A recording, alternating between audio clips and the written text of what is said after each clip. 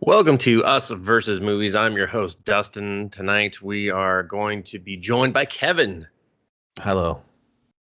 He has been summoned for our spooktacular episode in which we're going to cover Fright Night, 1985, not to be confused with 2011. So, right, Kevin? Yeah, that was a remake. That was Thumbs down. We already did one of those. Rated R, hour 46 minutes, fantasy horror thriller.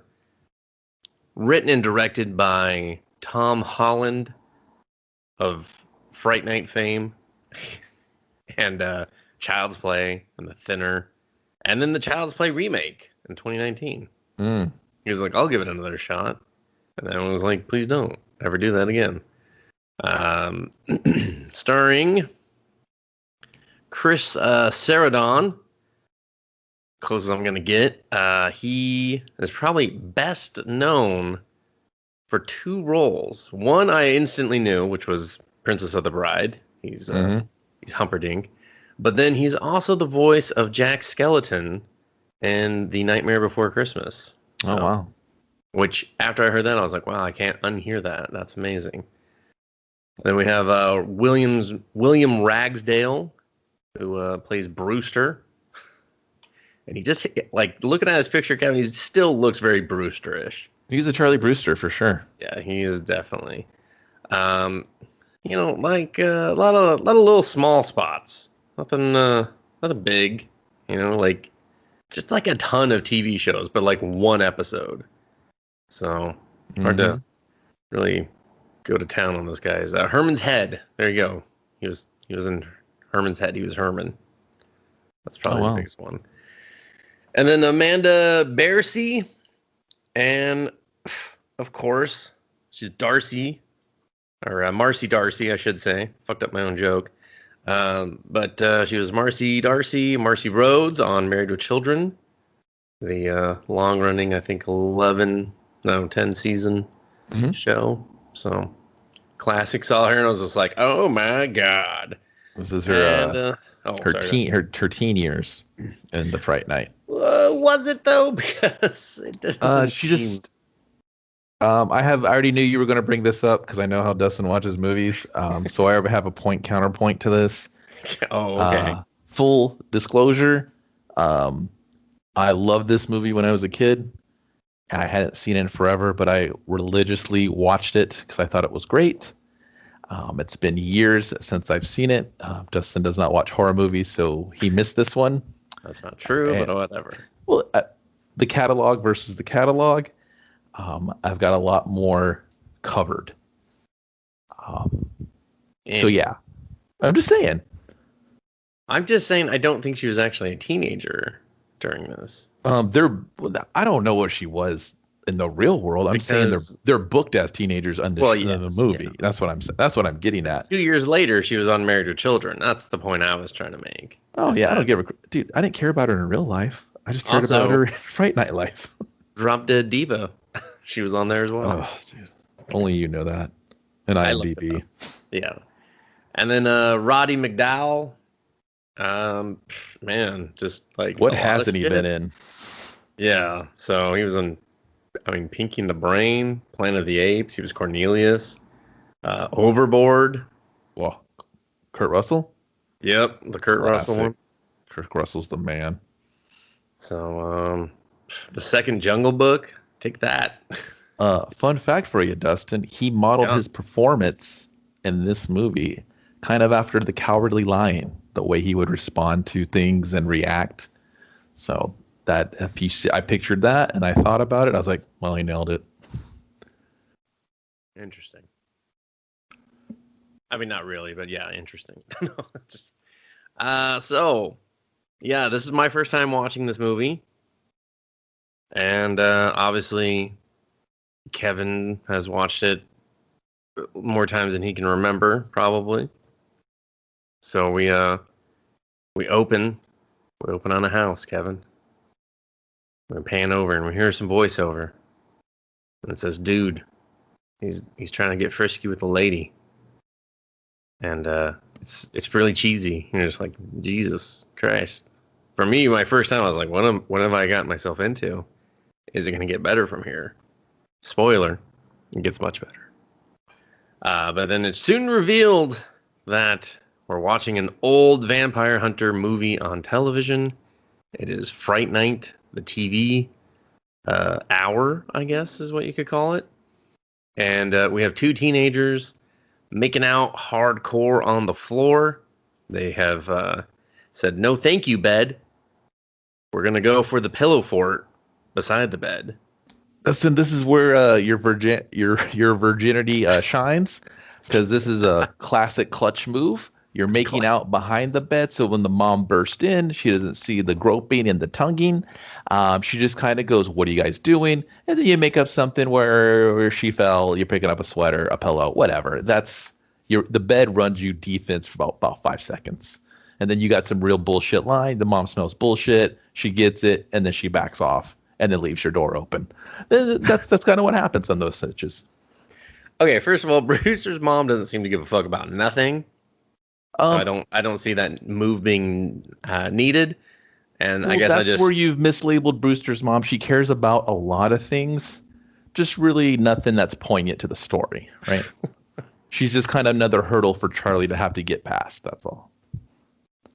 All right, fair enough. So they're making out, and Amy, played by Amanda Bursey, she's like, "Hey, Peter Vincent's on. You love Peter Vincent," and he's kind of Charlie Brewster, our main character. He's like, "I don't particularly care right now because of the make-ins and the outs and the potential, rounding of the bases." But so they go back to it, and he's trying to go for the goods, and she's like, "Stop it, Charlie." He tries to go again. She's like, "Stop it." She pops up, and Charlie has a little outburst. It's not very sensitive. It's not very sensitive reasoning, but he's like, "We've been going together for a year, and all I hear is stop it, Charlie."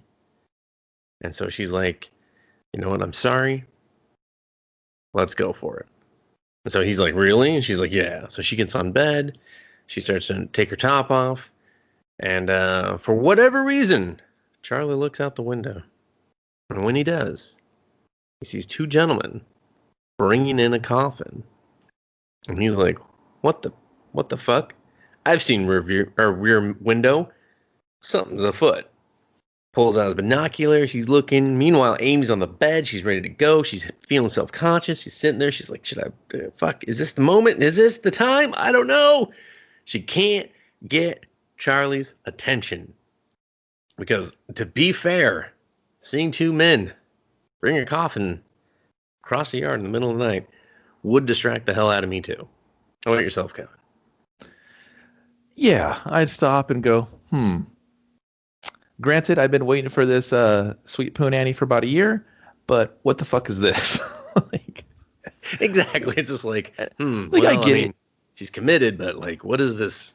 What's this coffin doing? This moment's kind of a good example of their relationship as a whole. Amy wants to. There's this commitment issues here. They're in high school, so he's the high school guy. He's getting, he's got the chub going. He's fully fucking saluting. He just wants to plow it, right? And she's kind of like, hey man, I don't know if we're there yet. I want to be there with. I love you. He loves her. Their commitment to each other is still on that high school level. So obviously, because otherwise he wouldn't be distracted by a fucking coffin. Right, but this is,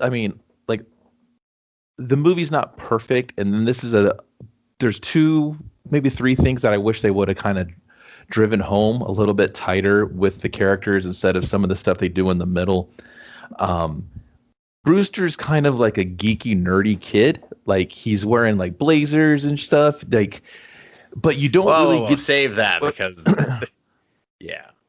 So you don't really get the sense of his character, right? Like, he's not over the top, like geeky, where you're just like, where it's like Monster Squad, where he knows everything, but he's just like an adamant like sci-fi late horror like nerd, right? He's just really into it.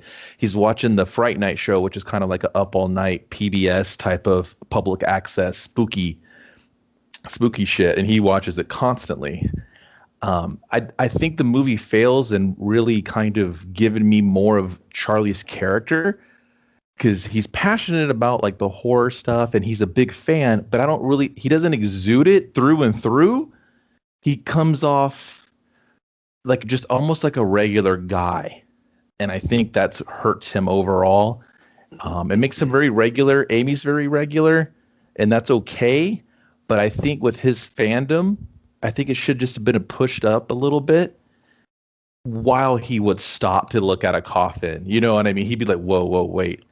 I mean, granted, that would spook me too if I saw two full-grown men. And mind you, one dude is holding it both with all his strength, and one dude's barely holding it with his hand. Like, he's just holding it with like his two fingers. So this motherfucker's like, he's got strength. There's a lot of strength there. It's kind of like subtle things. They do a lot of little subtle things, which I like, but yeah. Yeah, I mean, I wasn't. His character's not super well developed, but I think it's like the one thing I'll say that I really actually enjoyed about this movie was how quick it was, and that it didn't really like fuck around. Like this all happens over the course of like 5 days, I want to say, max. It's very quick. The tempo is very purposeful. Like everything they do is just it's paced well. There's a good rhythm. You're never really bored, except for there's a couple of scenes where I wish were done a little differently, I feel. Well, that's fine. We can touch on that. But what I'm saying is that it's not like he's, living next to a vampire for like a month and a half or whatever, and they finally get to the finale or some shit like that. It's like this really slow build. You're like, dude, we already know he's a vampire. Like the whole world's watching. We already know, and we got to figure out. Charlie's got to fucking figure it out. We're all bored watching him. Yeah, exactly. So, he's distracted by the coffin. Amy's just like, hey, motherfucker, pay attention to me. Like it's a very good window into their relationship of. Yeah. He wants more physical. She wants more intimacy. And, neither one is actually really ready to give the other that. Yeah. So she storms off. Go ahead. I was going to say, she storms off and he's just like, hey, Amy, what's the problem? Let's get back to it. I mean, I still got a little salute left in me. And she's like, you were distracted while we're, going to make love and or whatever. And then his mom's just like, Amy Brewster, come over here. What are you talking about? And then they're just like, oh, nothing. We're just having a, little spat. And she's just like, oh, all good relationships need a spat. Can't get married if you don't have any spats. And he's like, Mom, we're in high school. To establish for the audience that they're in high school. Yeah. This scene is kind of like Mom's on the couch. And when Amy goes to bounce, they kind of have this little like whisper conversation by the door. And then Charlie just gets real dismissive. He's just like, oh, we're in high school, Mom. And he just can't see the emotional disconnect that Amy is having right now. And he just goes to look out the window again. He's just really low-key obsessed with this. And I did kind of laugh at this, where the mom's like, are you guys having a little lover spat? And he's like, oh, Mom. And I was like, okay, he's acting like a kid. Like, that's a perfect, like, response and retort to that. Yeah, and then so eventually Amy gets pissed again and leaves because he's just like, "Yeah, we're in high school, we're not getting married," and she's just like, "Well, fuck you then, I'm out." And then Brewster's just like, "Hey, did someone move into the house?" And then his mom starts telling him all about the house and the guy who had it previously finally got someone to buy it, and she's just like, "Really hope they know what they got into." And Brewster's just kind of like hitting her up for some details without revealing, hey, I saw them carrying in a coffin, essentially. But she just kind of lays it all out. So it's a money pit, and they got a live-in handyman. Like, she knows all this shit. She's like, yeah, I got a live-in handyman, blah, blah, blah, blah, blah. And he's just like, interesting. And then I think we just go to the school the next day, right, Kevin? Yeah, he's, Charlie can't focus. Charlie's trying to pass, I think it's trig. Yeah, he's failing trigonometry. And then you get to see his buddy Evil for the first time. Yeah, Evil Ed. And Bruce is like, this is bullshit. You should tell us when we're having a pop quiz. And then Evil, of course, is like, there want to be a pop quiz there, Brewster. And then cue Amy. Amy angrily walks between the two of them. unnecessarily, but just to get her point across that she's still mad and still there, Mm-hmm. since Brewster's clearly not gone and sought her out. And our evil is just like, ooh, trouble in paradise, ooh, Amy, ooh. That's a character. Really quick, I'm gonna put this guy over. Okay. I will say one of my favorite things about this movie, and you'll see it later on, is a lot of the characters have really good presence. I think when Ed is doing his thing, he's great. He is that friend. He has a lot of energy. You're kind of like, they're almost this odd couple friendship, but he's the friend. He's going to break your balls and stuff like that, but it's very playful. But if you go too far one way with him, he gets kind of butthurt, but then he'll snap back. I don't know. Like, I loved his performance as the friend, and as his character evolves, there's a thing I super dig it, and I wish they would have given it a little bit, maybe 5 more minutes in the movie, because the movie moves so fast. A little bit for him. I feel like there was something left out for his character, because it turns into, there's a lot of pity for him towards the end, and I think they could have totally like pushed that in harder. That'd have been great. Yeah, I mean, I will say the trio's friendship was didn't make a lot of sense.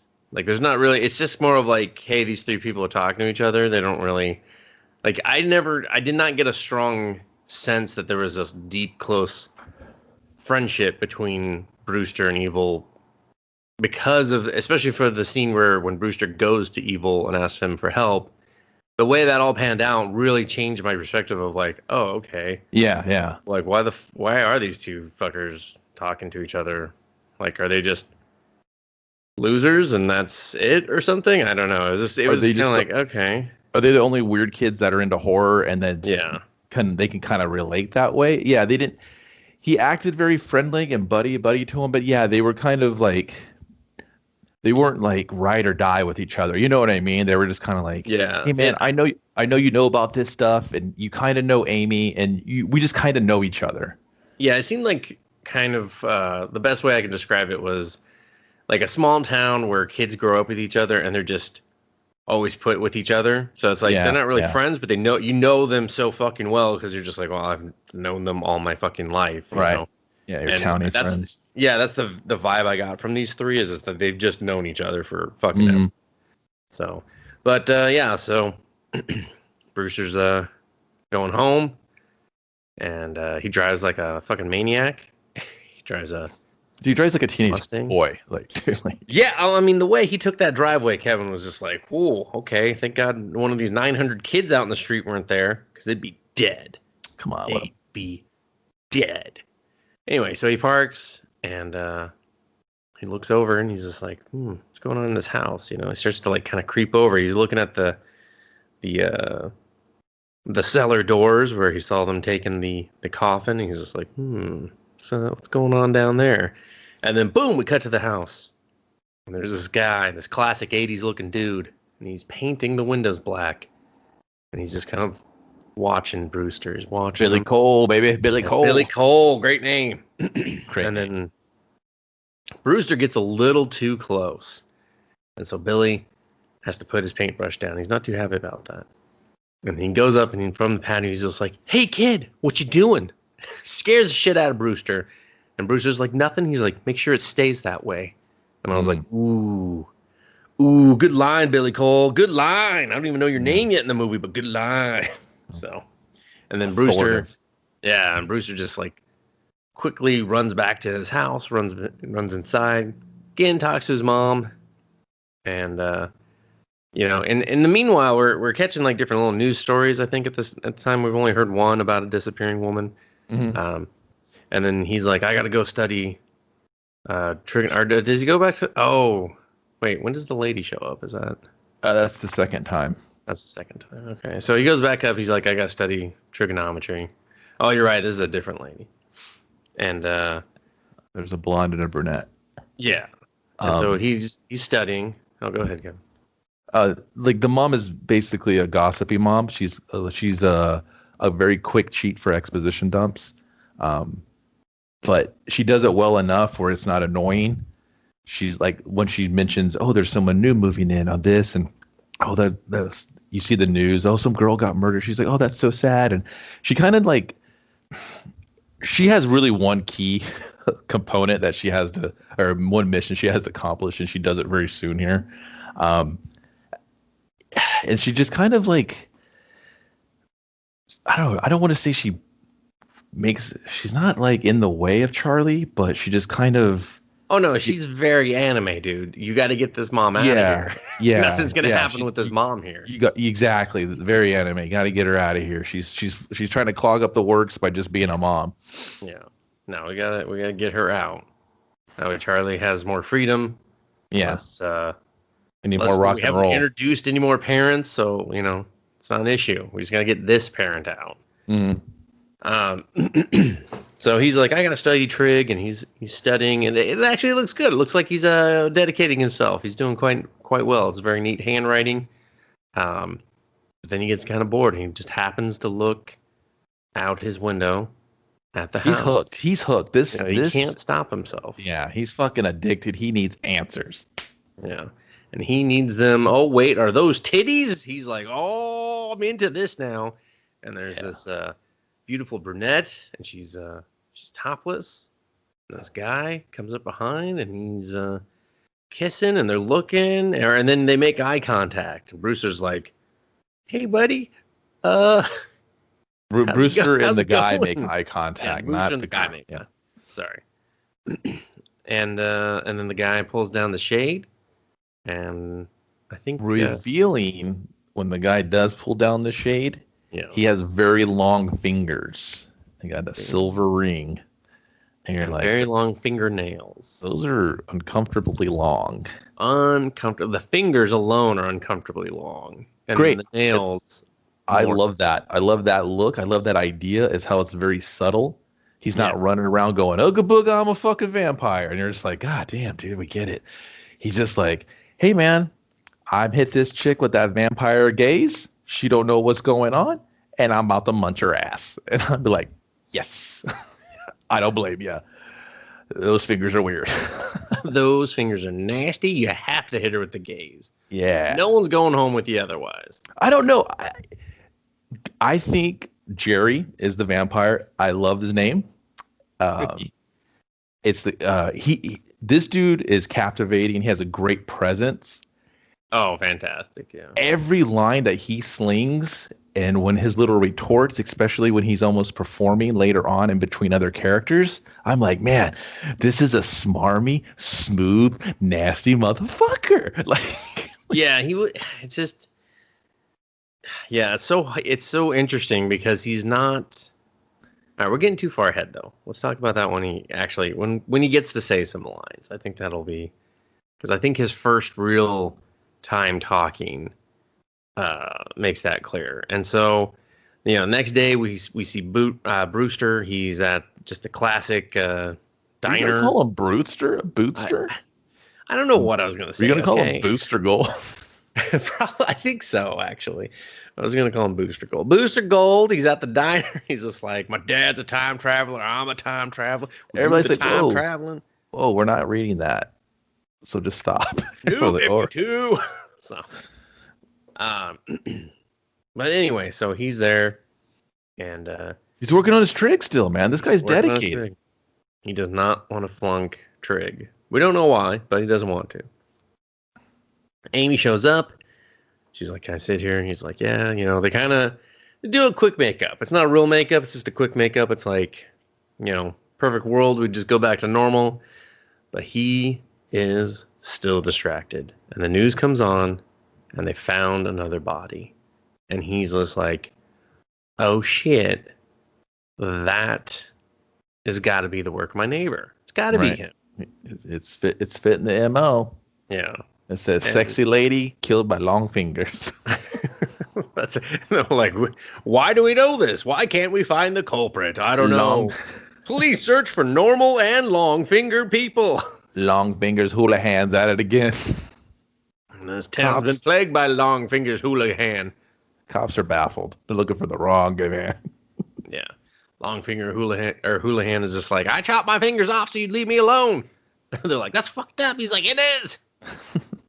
Anyway, so Evil's there. They're both looking at the news, and I think Evil says some real, crude shit, and then Amy's had it. She's this is the second time she's been snubbed by some bullshit. So she just picks up this man's burger. It's a the dude's like, hey. He's like, hey. He's like, fucking.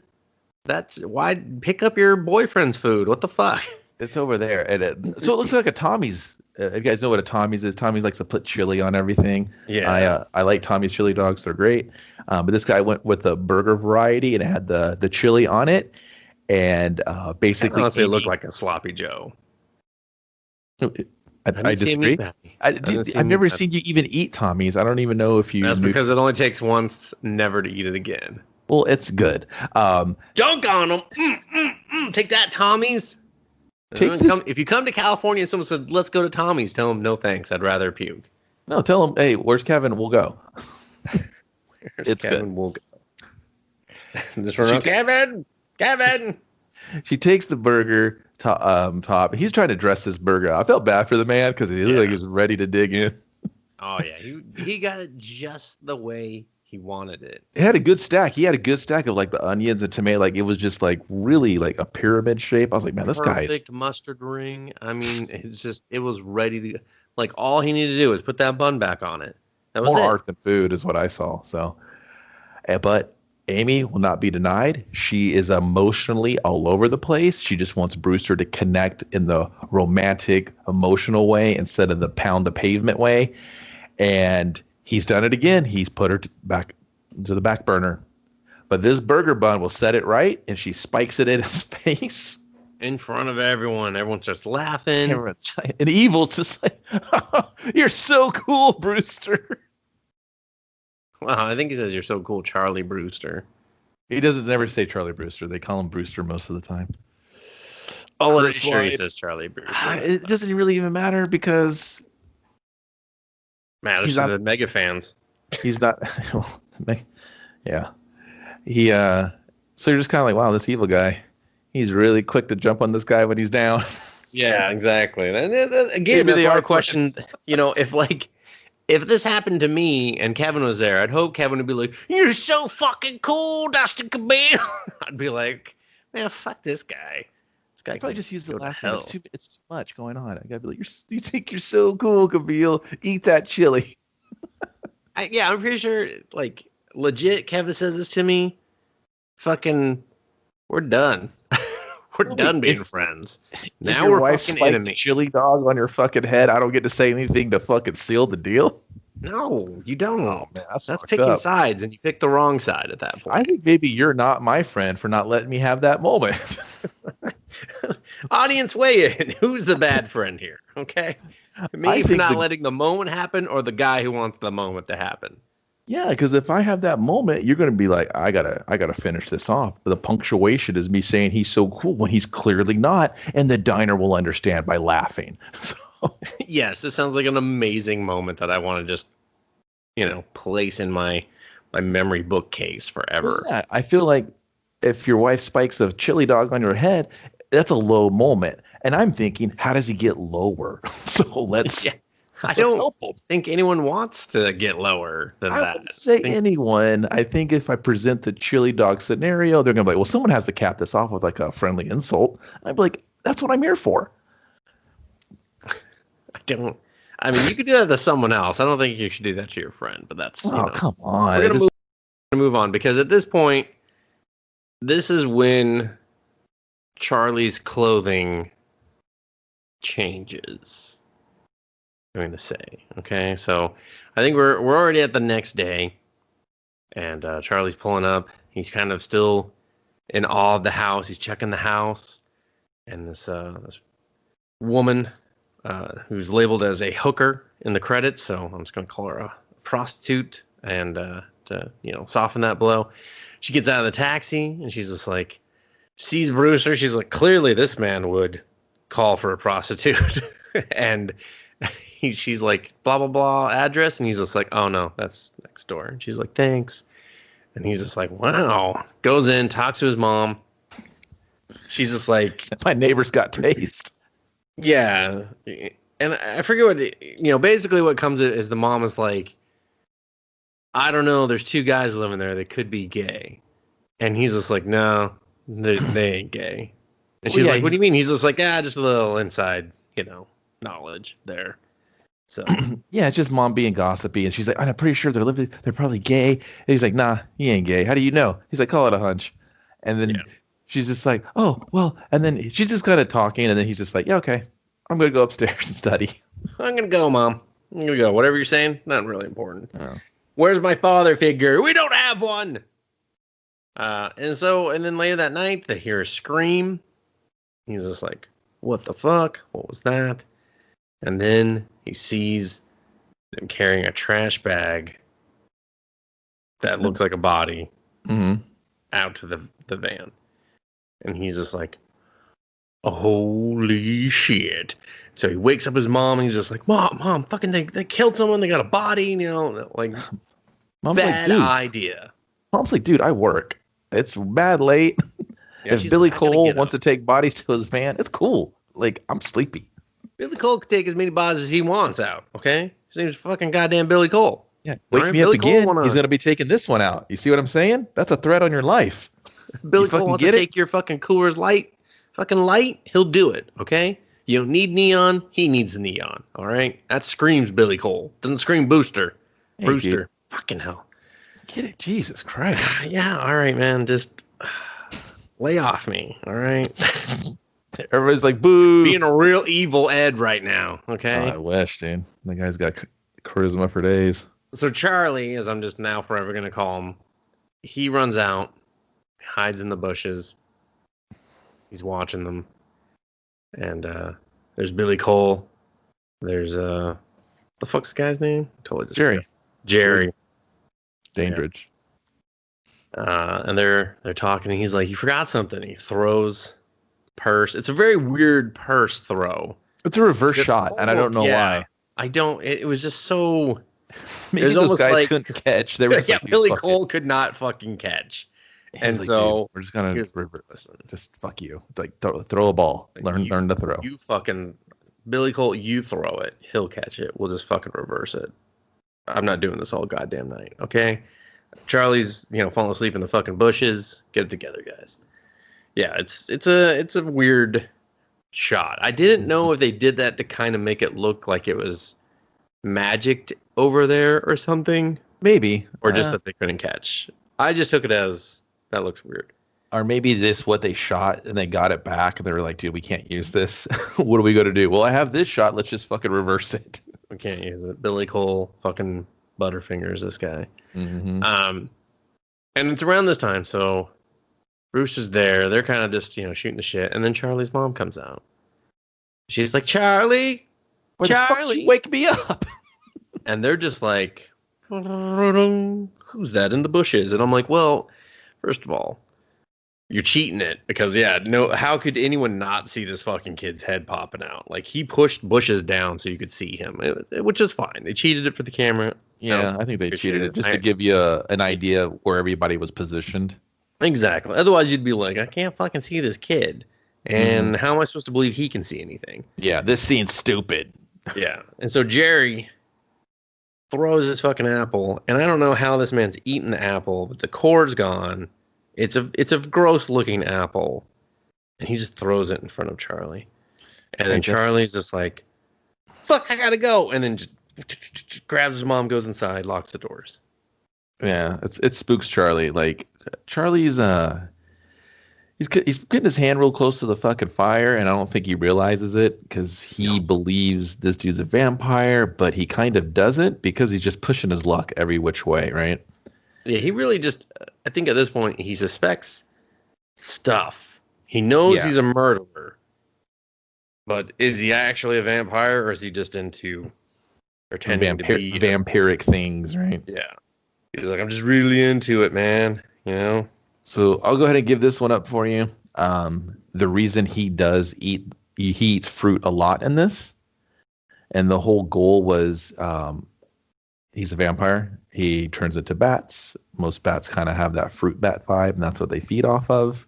So he used that as a reference, the writer, Tom Holland, to be like, hey, Anytime he makes a kill, he cleanses his palate with fruit.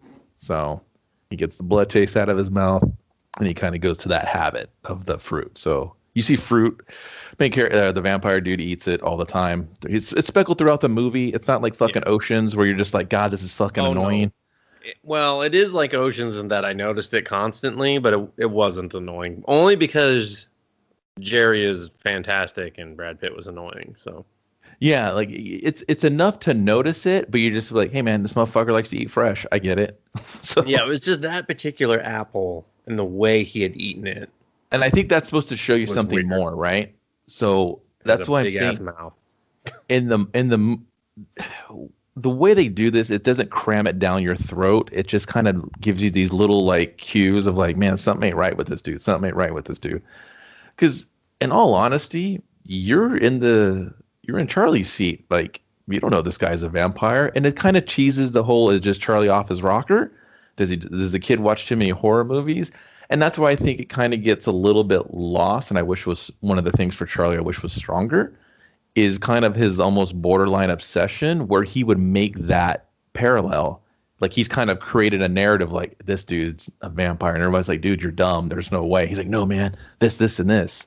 And I feel like he comes off a little too straight laced to kind of be that kind of passionately wrong and stupid. So you never really get that question. You're just kind of like, yeah, man, if Charlie says it, I believe it as the viewer too. You know, you never get to question Charlie. So it could have been something they did, but they just chose to kind of really drive it home. I mean, you keep kind of saying that Charlie's a mega fan, but I kind of took it more as that he's a casual fan because he had to rely on evil to get information about vampires, even though he's watched a bunch of vampire movies. Like, I kind of took it as more of it's like fucking Michael Bay movies for some people. They just see the blow 'em ups and they don't even process how bad the movie was. They're just he's just a weekend warrior. Maybe he's just a weekend warrior and he likes the idea of being scared. And that's another thing. Like I kind of wanted a little bit of just a little something from him on that level to kind of gauge it.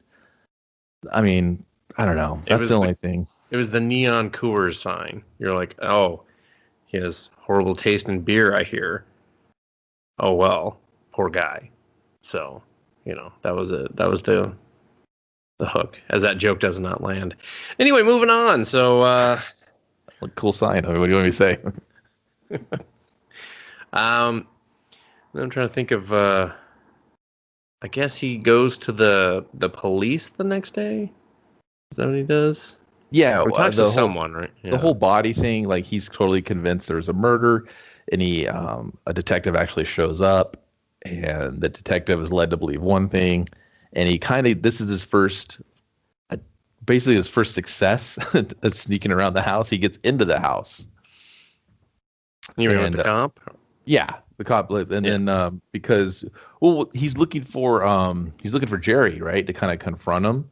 Yeah. But he doesn't get that chance because Billy Cole, he's basically kind of like the Renfield in Bram Stoker's Dracula. Like he's just the caretaker of Dracula in the daytime. Like he kind of guards over the coffin. He's the muscle. So. Yeah. So, and then, the Billy Cole's just like, hey, yeah, come on, officer, I'll show you the bags. And he's just like, there is a body in them. He's just like, yeah, I don't know what's up with this kid, and just kind of, he's just real no playing him. And then Billy pushes Charlie to say, yeah, they're vampires. Credibility out the window. Yeah, and Billy knows it. Billy's like, oh, okay. A, I got you to say it, so now I know you know. Mm-hmm. But B, I know how this plays. Now you're a psycho. No one's gonna believe that we're fucking vampires.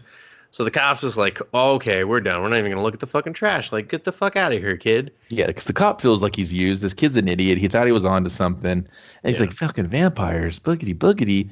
And then Billy Cole's like, boogity, boogity, you're dumb as hell. Yeah. And so the cop speeds off, and he's like, no, wait, he's a vampire. No. He killed him. Before he goes, Charlie's taking this advantage as the cop's questioning Cole to... basically start poking around his shit, and he's kind of looking at shit, and like he knows he can't really make a scene right now, so Billy Cole's just kind of like chilling, and he starts digging through this fucking because they're still unpacking, and he digs through this fucking crate, and he sees these like just huge paintings of these women, and he looks at one, he's like, Amy, and one like straight up looks like his girlfriend from another time.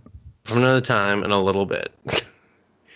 I'll say that. It doesn't look spot on. Like, I wasn't like, that's definitely her. I was like, yeah. No, it's enough to make the match, right?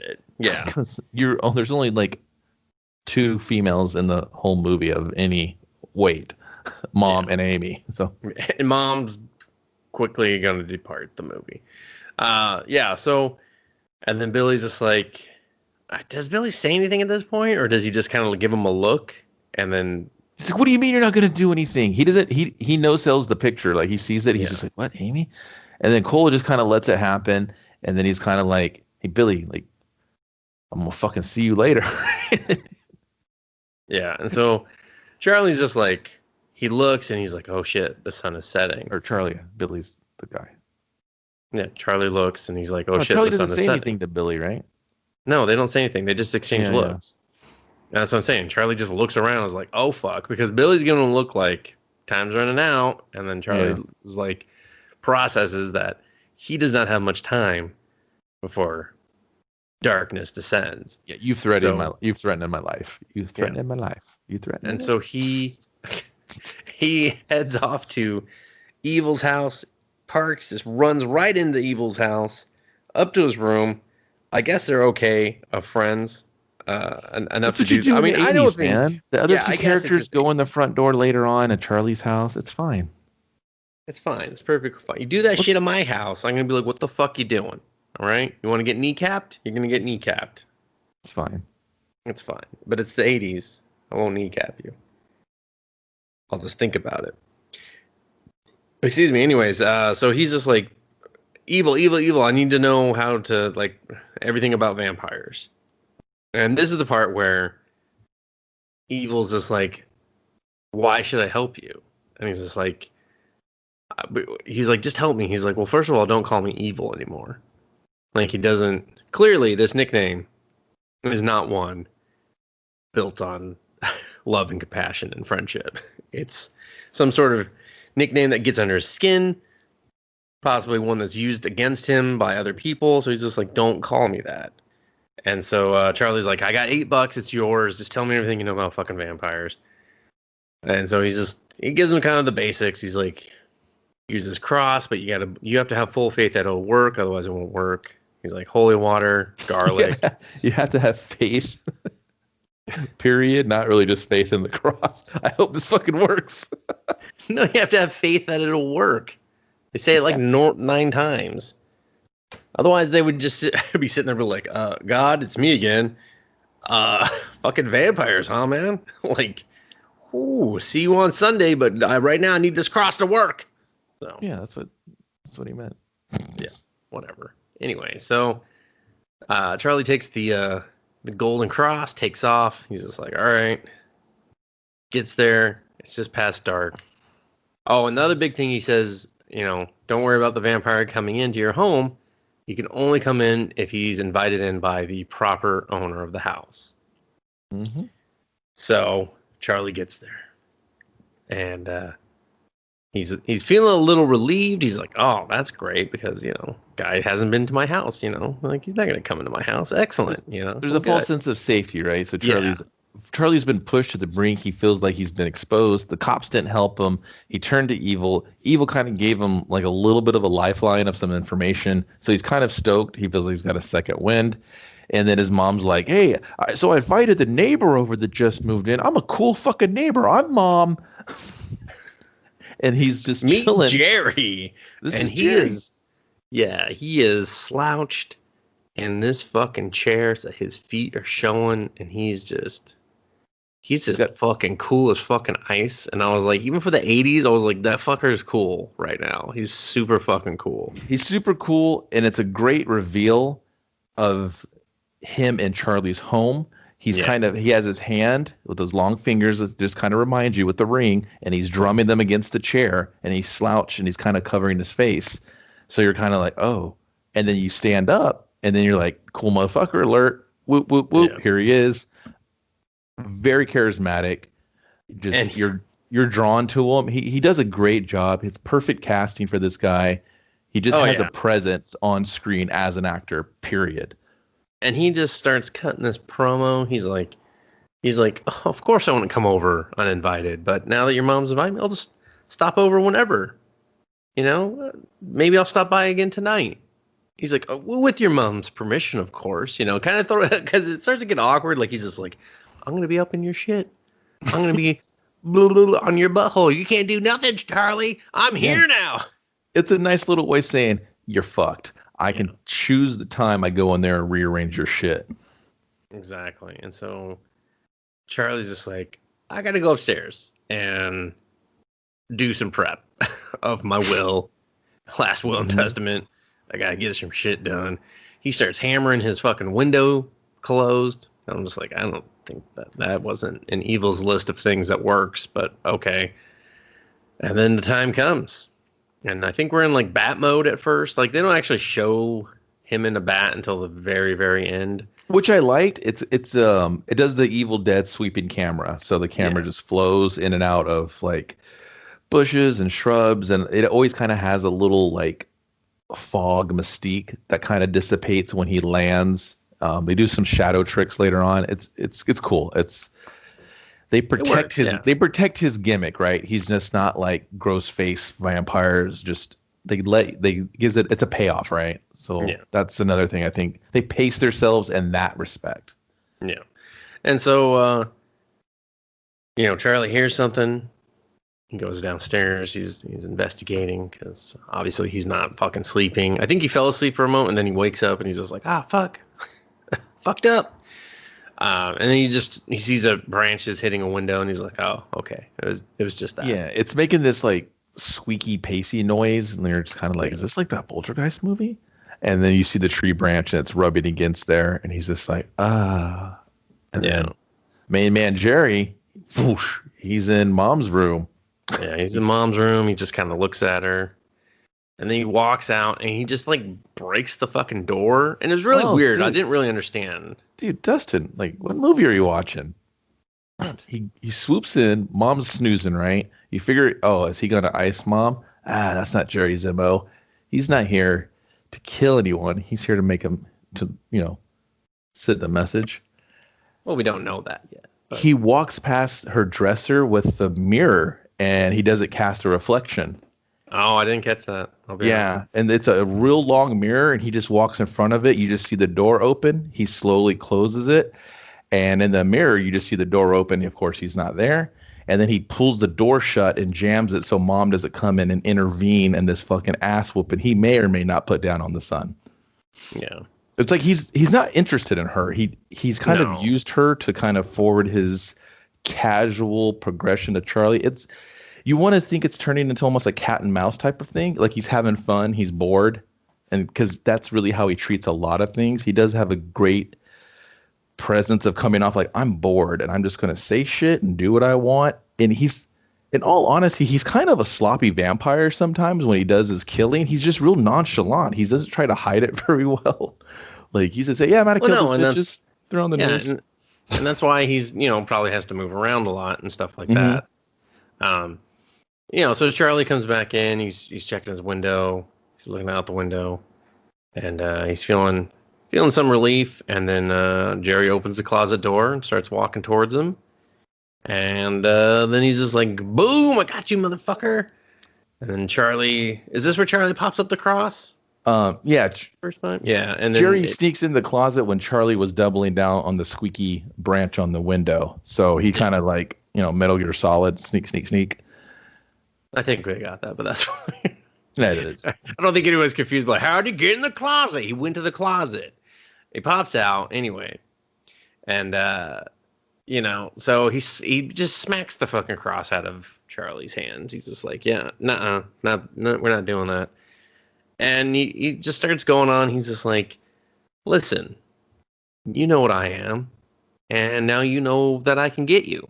So let's just play this smart. You just pretend you never saw me.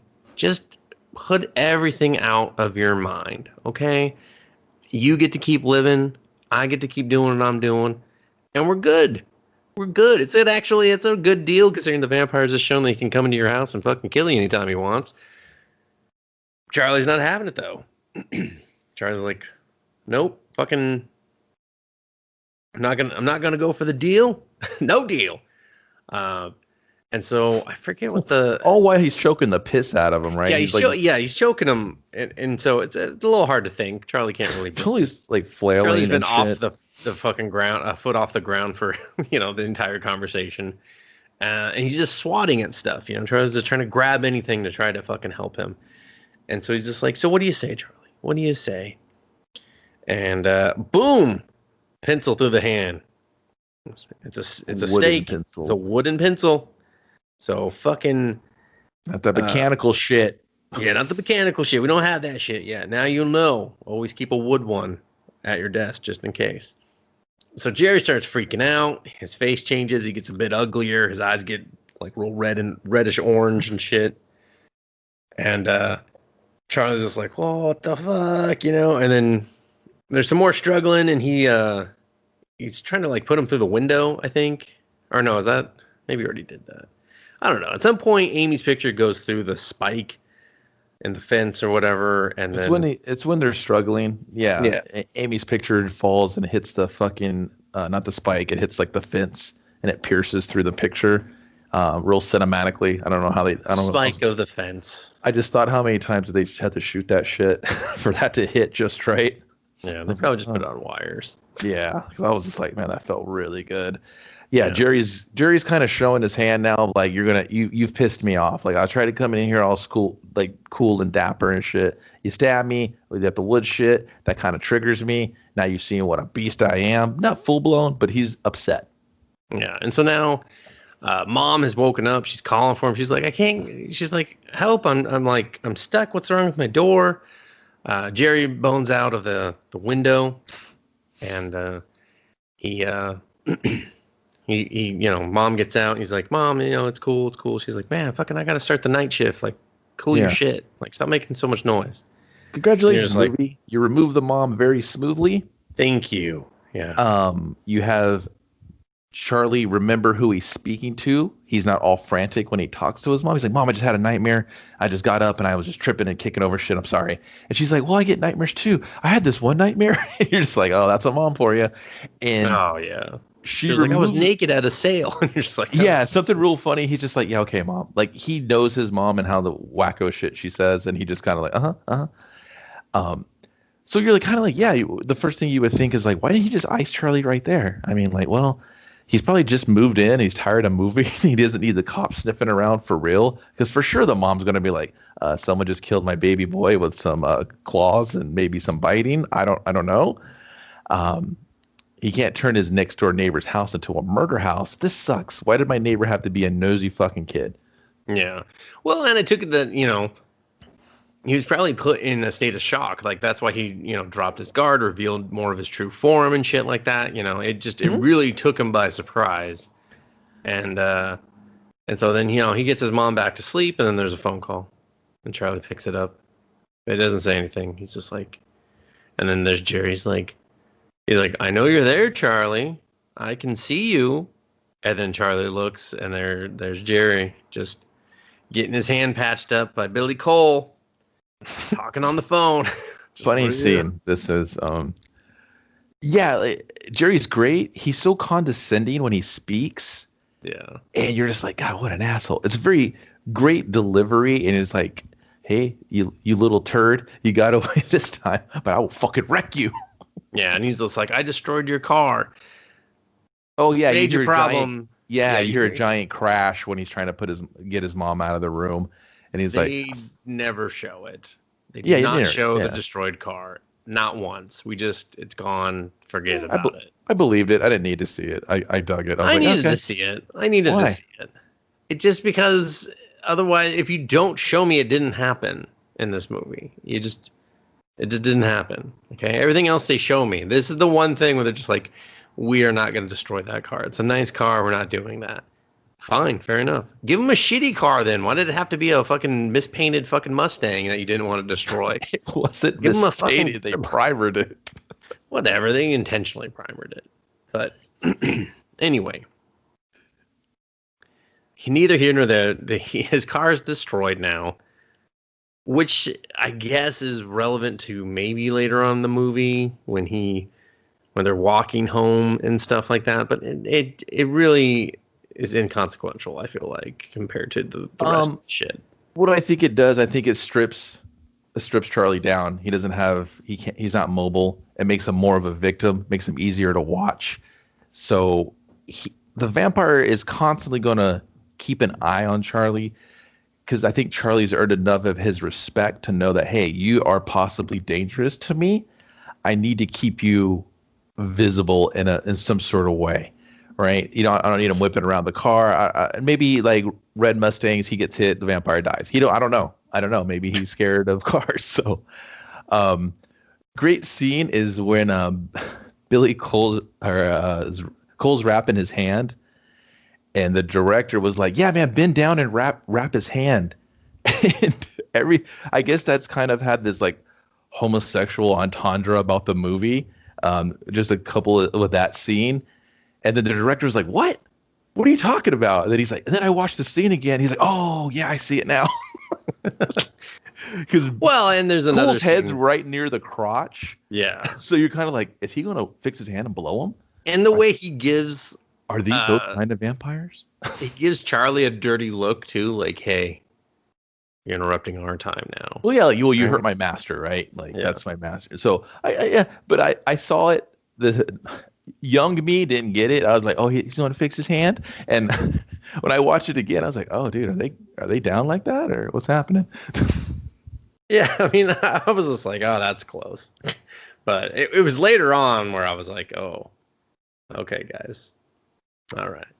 There's an awkward hug. There's not. Yeah, he just leans up on him. Dustin's just really got to check his manhood at the door on that one. I was more bothered by the window. Oh yeah, wrapping a hand with both men have pants on, but that's gay. But then when he's just like, "Hey, let me get in close." That's what the internet said, not me. Oh, but I need to check. Okay. All right. Hey, man, anyway, back to the movie. Dudes can lean on that. Dude, I lean on people like that all the time. It's all good. No, you fucking don't. You fucking liar. Hey, man, if a guy leaned on you like that. You're going to look it up and be like, he leans like that? Like, what the fuck? No, that's uncomfortable. I'm comfortable with who I am, and that's a friendship, all right? That's too bad. All right. We've been friends for a long time. You've never once done that to me. Not complaining. Hey, man. Just saying you're full of shit, though. Because if you did, I'd be like, oh, what's going on with this guy? What the fuck? Who is this guy? Well, if this is the way I was going to be treated, yeah, you're not going to get leaned on like that. You're not going to get leaned. You're not going to get the backwards or the too close for comfort. My penis is in your back pocket. Fucking. No, that was some real bosom buddy shit. That was like, my bro dog just set this dude straight. This is my dude right here. This is my dude. I mean, it is like that a little bit, but anyway. So yeah, so Jerry's just like, we'll see you tomorrow night, Charlie. We'll see you tomorrow night. So now, so now Charlie's just like, okay, it's gonna be a long day. And this is where his wardrobe like super changes, okay? And it bothered me because he was kind of dressed, I don't know, Marty McFly-ish in the beginning and like the puffy vest. And he looked like a kid. Now all of a sudden he's rocking like fucking button-ups and blazers with the fucking leather elbows and shit. It was really weird. I was like, what the fuck is he wearing this shit? But okay, whatever. So he goes... he gets real college towny look. I was like, what is it? I don't know. It made him look older than he needed to be. I guess. It wasn't a style that fit a teenager in the 80s. My personal opinion of growing up. Yeah, your personal opinion of growing up as a teenager in the 80s. Not as a teenager, but I grew up in the 80s and I saw plenty of teenagers, so. They beat me up. I didn't see one fucking blazer beat my ass. I only saw fucking fists mostly, but I definitely didn't catch any fucking blazer cuffs. I didn't have a guy that looked like a young professor whooping my ass. Kevin is really attacking the friendship tonight, but that's fine. I think, 80s you being beat up by teenagers, like that hit too close to home. Okay, I mean, passive aggressively having others do it, but still, okay. Imaginary scenario. You're third of the evening, but that's fine. Anyway, I think I don't know if it would affect the movie or the storytelling, but they all felt very collegey to me. They didn't feel like high school to me. So I think they needed to like. I think Evil fit okay. He just had that kind of look. But I think the other two kind of looked a little too mature. I know what they have Amy. It works for her character in the end, but yeah, it definitely worked for her in the end. Yeah, they do this weird like I don't know, fucking Bailey fucking side ponytail clip shit for her, and I was like, what is this? Yeah, they give her like younger hair accessories to kind of make her look more youthful. It doesn't really work, but they feel like just freshmen at college kind of a vibe because just but they're not. They're not, but like if they said they just graduated high school, I maybe would have threw it that way, and that's just his artistic choice of being like a wannabe prep or something. I don't know. It didn't work. It was very noticeable to me. I found it a strange choice. But whatever. Neither here nor there. So he goes down to the TV station. He's looking for Vincent Price, and there he is. He's carrying his trunk that we've seen in the opening shot of the movie, one of his old Vampire Slayer movies. And he's just like, hey, can I talk to you for a second? He's like, yeah, what do you want, like an autograph? He's like, no, I don't want an autograph. He's like, you don't want an autograph? What the fuck? He's just, what do you want, like, man? He's like, what do you want then, you fucker? You don't want my autograph? So my neighbor's a vampire, you dick. Yeah, he's like, my neighbor's a vampire. I need you to help me kill him, basically. Whoa. And he's just like, okay, Looney Tunes, I'm fucking out of here. He's like, my show just got canceled because none of fucking kids your age fucking watch that shit. So, I'm off the air. Like, everyone just wants to see, and he talks about slashers. He's like, everyone just wants to see fucking slashers. They just want to see girls get hacked up. Like, fucking, I'm out.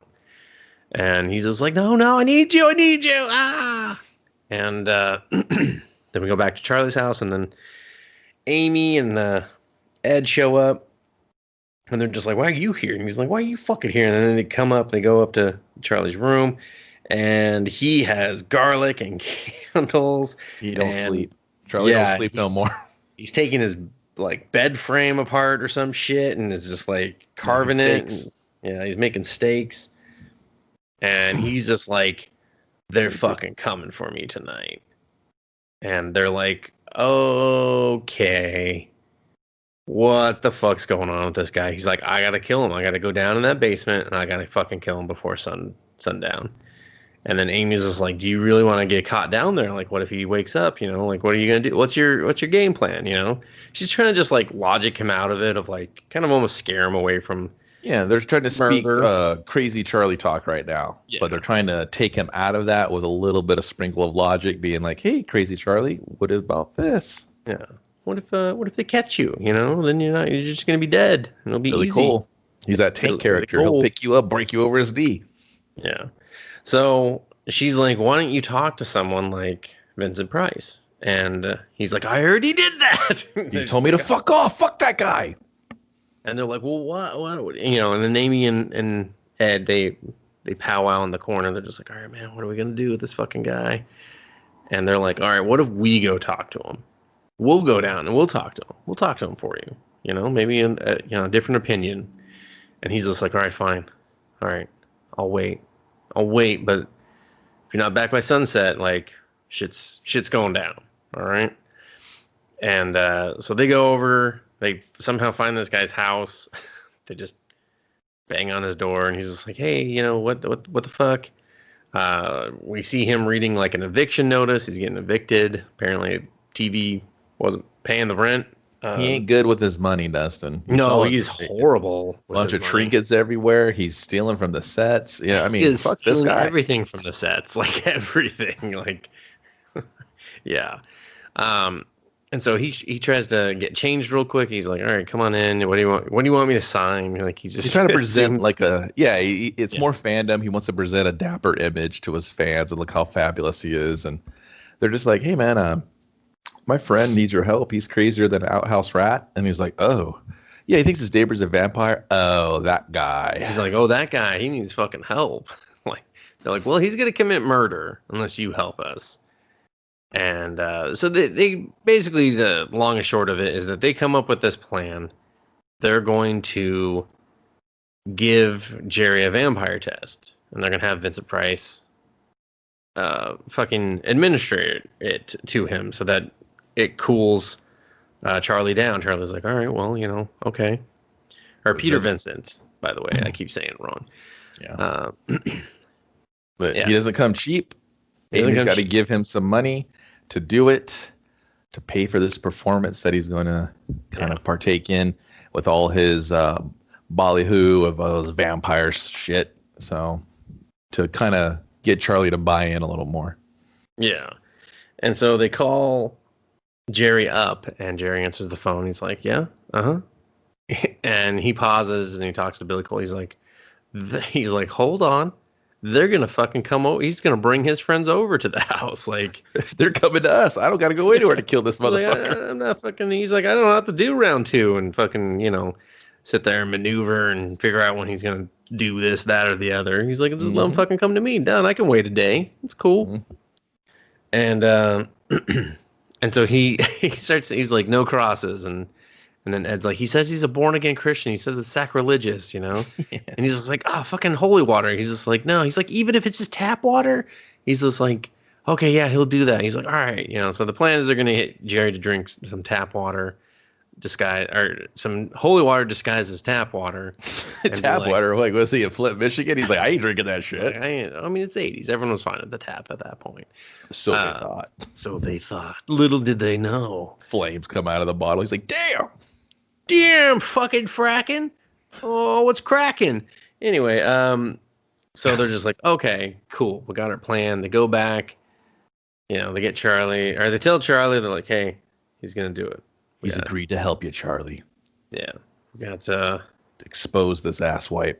We got Peter Vincent on board. He's going to help you. Can I say I really like the phone conversation of how Jerry and fucking Cole are just kind of like, what? Bunch of geeks? Yeah, okay. Yeah, they're just like, vampire. Fuck you and your vampire test. It's like but just the way he like dickishly skirts them. Yeah, he's so cocky that you're just kind of like, I guess I'm but also sloppy. Yeah, also sloppy too. He's like, no, I'm not doing holy. He's like, that sounds sacrilegious too. Kind of.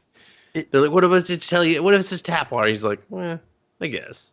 I mean, which I kind of really liked it because I was just like, man, he's just had his way for so long. Of course he's going to get sloppy, right? Because he can just move or he can just kill his.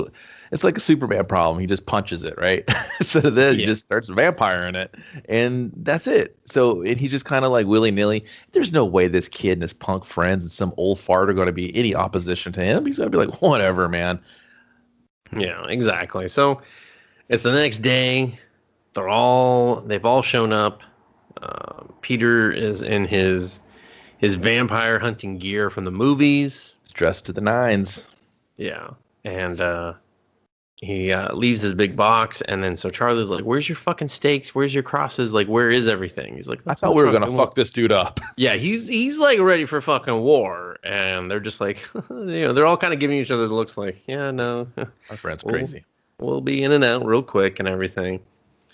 And so they go in, and Billy Cole, cool customer, that guy, he answers the door, bites them in.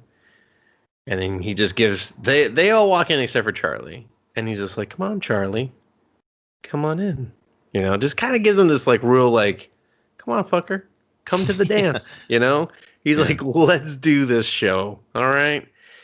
So Charlie reluctantly goes inside. And then down comes Jerry. He's got to do his fucking vampire strut down those stairs. Like Jerry enters the room, right? Yeah, he has a fucking presence every time. He's very and he's very aware of it. So, and he's like, oh shit, look who it is. That motherfucker that does the funny movies. He's so Peter Vincent's like, oh, he's like, I've seen all your movies. They're straight fire. Love them. He's dude, that's all you have to do is compliment this motherfucker. Yeah. Well, he says he found them very amusing. Yeah, and you're just once like, again, for us audience, we're like, because he's a vampire. Yeah, another backhanded compliment. Yeah. He meets Ed. He's like, hey, whatever, and then he sees Amy. And he is captivated by her. Mm-hmm. Just captivated. Kisses her hand, and he says, "Charmed." And he's like, "Isn't that what I'd do if I were a vampire?" It just totally just like, Isn't that right, Charlie? Fuck him, right, everybody? And everyone's just like, Charlie, you're getting fucking hamburger smushed again. So It's like, and he's just like, yeah, no. And Charlie's just like, all right, you fucking vampire. And Peter's just like, Charlie, come on, have some goddamn class and manners, would you? Just a little bit. Come on. I mean, it was pretty rude, but Charlie is kind of bubbling over. Charlie, I mean, we've already seen he's pretty much a dick. Like, he is a dick. Like, Yeah, it's not that he's hard to root for because he's so in the right. You're not like, oh, no, fuck this guy. Hope he gets got. But he is a dick. Like, we've seen that was established in the first fucking scene with Amy, that he's kind of a selfish dick. And you're like, he's also a teenager. Teenagers are selfish dicks. Like, I wasn't offended by it or like. And I totally agree. And I think that, and he's just so like, how can you guys not fucking see this? And he's losing it because he's just screaming at a wall when it comes to his crazy vampire theories.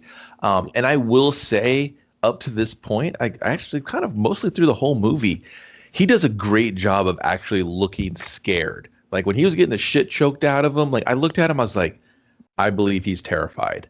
Yeah. There's not one part of the movie, because sometimes you see it, you're like, dude, you're not even scared, you're not even trying, you just have a dumb blank look on your face. Like if you would have done a scene where, especially when Jerry's in the home and mom's like, I invited him, and you would have put a little pee-pee on fucking Charlie's pants, I'd be like, I believe it, Charlie, you're fucked now. And that's that whole, that you realizing, oh my God, he can come for me anytime, anywhere, I'm not even safe in my own home. Like, and the movie does a really great job of kind of building that up until this upper echelon where now he's just, he was scared. Now he's terrified he's going to die, but now he's just like, fuck it. If I'm going to die, fuck this. Fuck this guy. Let's kill him. So he's kind of gone over the edge, and now he's being mocked by a TV hero. By his support system, his entire support system, just grabbing their crotch to him. He's like, God damn, I can't win. Yeah, it's and you can see that he's just kind of getting more and more frustrated. So yeah, and so Peter gives him the holy water. And I love this scene because even though Jerry is just like, I'm not a vampire, you can see he still has this like he's reluctant, intelligent fear that are they pulling a fast one on me? What are the odds? Yeah. Yeah. He's just like, this kid has been nothing but dumb luck. What is the chance? And I kind of thought for a second too. I was like, man, is it going to be dumb luck? Is he going to drink some and be like, fucking hell, and just like reveal himself to all these people? Like it burns his mouth and just acid and blood start coming out. And it's great because Jerry throws Cole some looks like, yo, hold on. You know what I mean? Like, and they're just kind of like, dude, boss, if you get figured out, can we trust these guys? If that's holy water, you're fucked. You're going to get rocked. Yeah. Well, he kind of gives him a look like, you know what to do if this fucking start snapping necks. Like Billy Cole out. Boom. He's like, Billy Cole clocks the fuck in. The fucking private sector, let me just bust them out for you fuckers. Mm-hmm. So he drinks it. He's like, there. And I like this part too, because he goes to throw the vial in the fireplace. It's a classic dick move. And Peter's like, come on, man. Fucking give me my shit back. That's like an expensive vial. He's like, come on. I stole that from the set. I stole it from the set. That's one of a kind. Gives it back to him, and then Charlie's just like, no, that wasn't fucking, that wasn't blessed. That wasn't blessed water. That was fake. He's not convinced. And they're just like, Charlie, come on, you're being so rude to fucking Jerry. And Jerry's like, it's okay. I've come to fucking expect it from this little pissant, Yeah, what a bastard. And so they're all just laughing and having a good time. Charlie's just like white as a fucking ghost. He's just like, great. They don't believe it. This is fucking, I'm on my own again. I'm fucking on my own again. And then Peter pulls out this mirror that he had kind of, talked about, of like how he, that Ed had used to win him over. And he's just like, I remember that scene where you pulled out your mirror and you saw they had no reflection. And then he's like, oh, I still have that prop. And so he goes to pull out the prop again, just kind of in character, kind of just like, ha, ha, ha, ha. He opens the mirror. No reflection. Yeah, Jerry does a cast reflection. Yeah, the props from Vincent's because he borrows everything from his sets. His house is like a mausoleum of old movies and shit. So Well, his old movies, yeah. his old movies, because that was like when he had self-worth, right? So he's Yeah. kind of old and washed up, and he's just lost his way, and he just feels like he's not appreciative anymore. Because that was the only time he had like these, just grandiose. So I was worth something thoughts, and now I'm so far removed from that. And it's weird because almost this deal with Charlie's kind of bringing that back to him of feeling important. Yeah. So he's like, he feels important, at least to this small group of kids. Yeah, well, And if anything, it's just this one last ride, because that too. And it's a little bit more than he's basically up for. But then later on, of course, his whole thing is he comes around and he steps up for the moments. And this moment is the kind of oh shit, this is fucking really happening. I'm not hallucinating this. This motherfucker's a vampire. And maybe I did get that water blast. Yeah, maybe I needed to. So he drops his prop and it kills the scene. Kills like the everyone conversation. is, yeah, because the kids are like, "Hey, you okay?" And then like fucking Cole and Jerry, they know shit's up. Like they're just like, "No, this guy." Gets all skittish and shit. He's Yeah. like, we gotta go. We gotta go because we are in the fucking den of a vampire. Come on, kids. We've troubled them enough, Go ahead, cash that $500 check Amy wrote me.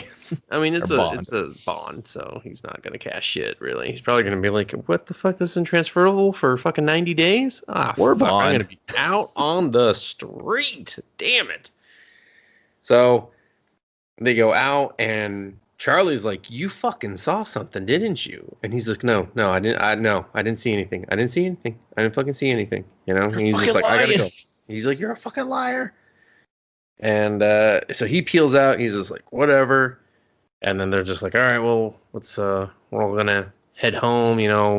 The kids are still just like, "Yeah, mission accomplished. He's not gonna try to murder his neighbor. Fucking everything's good. Everything's done. All right."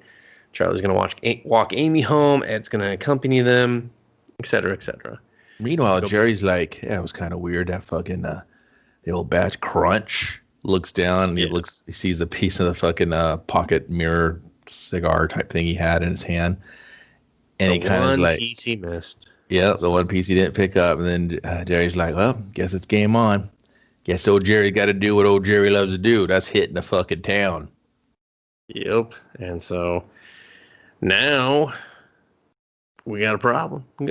So, Jerry's following the kids. They're kind of walking around. And then Ed's just like, let's take an alleyway. And I was like, oh, Ed. Have you been in an alleyway in the fucking 80s? Don't go down any alleyway in the fucking 80s. I mean, look at this fucking thing. Do we have trash services? Do we? I don't think we do. I think this is where trash goes to die. Okay, Ed? It was spooky. It was spooky and dirty and full of trash. No bums, though. No bums. Good homeless program in that city. Well, the bums were like, nah, this fucking dumpster alley is too dumpstery for us. Like, even we don't want to. Like, seriously, pick this up at least once a month. Come on. So Ed pulls a fast one. He pretends, he's getting attacked. They don't want to split up, right? And they're kind of just like, no, man, let's just stay together. We just, whatever. I think something's up with the old man. I think he saw something. We should just stick together. Let's just get home. And Ed's like, dude, I'm going this way. See you guys later. Don't be such a pussy, Brewster. He goes down the alley, and then they're like, whatever. And they split up. And then Ed just lets out this blood-curdling scream, and they double back. They're like, dude, what happened? He's like, he got me. And he's like, and then they're just like, what? And he's like, I'm going to get you, Brewster. And then he starts laughing. I'm just fucking with you. Eat my butt, man. You're such a punk. And they're all laughing. They're like, he's like, fuck you, dude. And he's like, no, man, fuck you. And then they're on again, off again friendship. They're mostly off again friendship. Yeah, so their acquaintance friendship off again. It's boiled over. It's gotten to the end. Yeah. Neither one's aware of it until this alleyway. In all honesty, like, Charlie's kind of on a short fuse. He's real triggered. He's trying to calm down. You just cranked him back up again, and now he's trying to calm down again. Charlie's just on a fucking whirlwind of emotions. So Ed's just like, whatever, you go your way, I'm going to go mine. And they just start hoofing it. And then Ed's doing his thing. And then Jerry got hands in his pocket, and he's creeping. He's a creeping. He's creeping. He's a fast power walker. This vampire. He's doing the vampire teleport shit where he's over there and he's over there and you look over and he's in front of you, he's behind you. And Ed's just like, uh-oh, SpaghettiOs, my tummy don't feel so good. I'm scared. He starts running. He sees Jerry and he's just like, oh shit. He lands in some trash. He stays there for a bit too long. In my personal opinion, I would have gotten the fuck up and ran sooner. But hey, I don't know. I guess fear makes the feet heavy. I don't know, man. He just looked defeated at that point, and he was just like, I fucked up. I know it. I can't run. You know what I mean? This is a wrap. He sees a dead end. It's just he gives up. Well, he goes down the dead end. He's like, oh shit. And they do this cool thing with the fog. This, like mist fog is coming in, and I just really, this is the first point where I was like, okay, I see that I get that what you wanted to do here. And I get that you came up against some sort of limitations in technology or budget. You really wanted that motherfucker to appear from the fucking mist. I get that. Instead you just had him kind of pop up behind him because you're like, we'll just cheat it that way. Yeah. But then, Jerry's just like, I got you, Ed.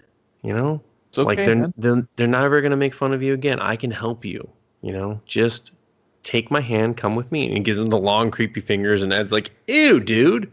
Like, fucking gross. I don't have to suck on those or anything, do it. He's like, ew, no, why would you suck on them? He's like, I don't know, I'm just fucking checking because they're fucking really fucking long and gross. I don't want to, come on. And then Jerry capes him, fucking trench coats him, and you just hear Ed scream, and now we're back with Charlie and Amy, who are I don't know where the fuck she lives, but it's not close. I don't know what happened to her moped, but it's gone. Like this. I like the Ed scene. I wish it had more time. Because he's like literally crying when he takes his hand because he kind of knows, right, the outcome. Because if he didn't believe, he's believing all right in one moment, now more than ever. So there's like, hey man, Charlie was right. I should have believed him. I'm going to lose my life. There's a vampire. It's all real. I'm scared. I'm terrified. So he's just getting all these emotional dumps. And personally, I super love the thing of like, they're not going to make fun of you anymore. They're not going to laugh at you. And I wish there's a scene coming up in this club. If they would have took this scene fucking 5 minutes and trimmed it and gave it to Ed and Charlie in a little high school setting so we could see their dynamic and maybe even their social class.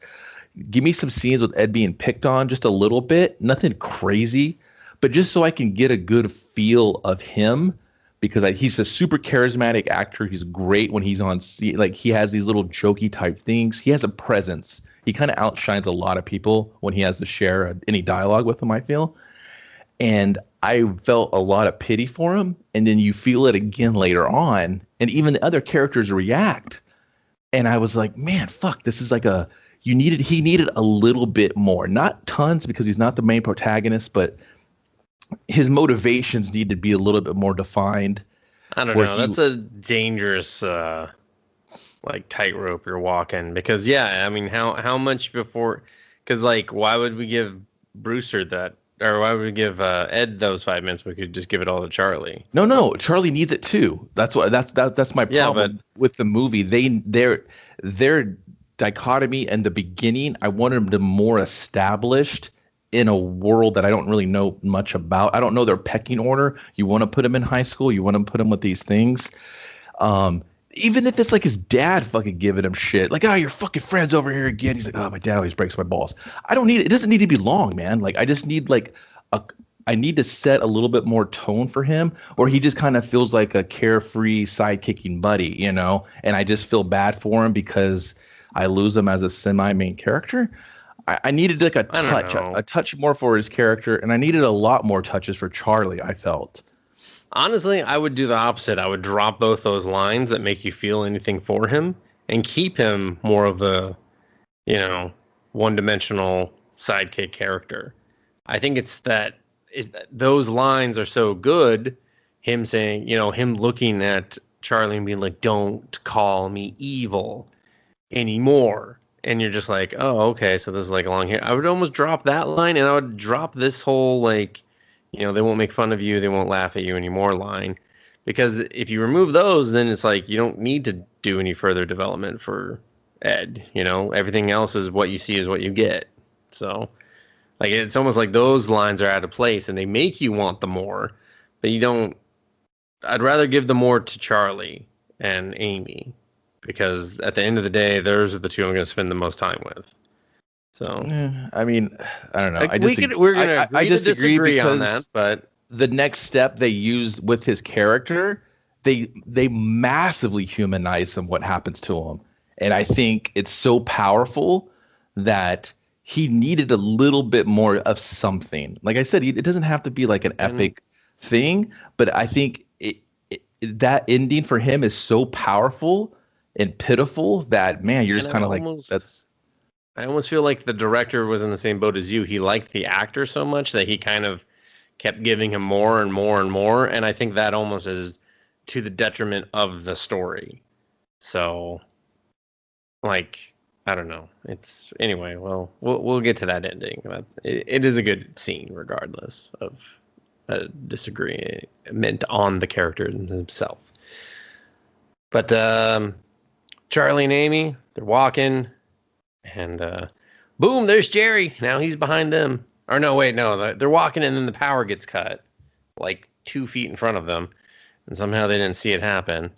But all the power's ripped out, and so they're just like, oh shit, and they start running, and then there's Jerry, and they're just like, uh-oh, and then they run down the block, and then there's Jerry, and I was like, uh-oh, and then they try to get into a club, and that's not happening, and so they go up this alleyway, and then there's Jerry, and they're just like, fuck. And I just liked it because it almost comes off jump cutty, because he's just literally was at the bottom and just like popped around a corner. And then they start to run up the alley, and then boom, he just walks around a corner. And I was like, man, you should technically be in that same shot still. I like this. Instead, they just climb in through a kitchen window of the club that's open. The chef is just looking at him like, what the? And then it's like he's slow to respond. He's like, hey, wait a minute. You can't come in here. And starts kind of chasing them a little too far. I was like, come on, man, stay to the kitchen. And then Charlie tries to find a phone. He's trying to call the police again because this has worked all the other times. And then there's Jerry. I think he kind of wants to catch him in the act, right? Like, hey, this guy is chasing us now. What more proof? Look, he's going to do bad things. I think that was his thought process. I don't know. I think you're just giving that to him. I mean, I think he just says, I'm going to call the police. Like what do you do, though, right? Like, what do you turn? You just call the police. So, you know, say some guy's chasing me. Yeah, exactly. And but Amy and Jerry lock eyes, and then Jerry does this. I have a feeling this is the scene that Kevin wants cut, but it was honestly my favorite fucking scene of the movie. Jerry starts just like zigzagging through the crowd and not breaking eye contact with her, and it works almost the entire time until he gets to almost the very fucking end, and then he kind of bumps into this dude, and the dude's like, "Oops, I was told not to move." And they were just like, yeah, fucking just use it. It's a very long scene.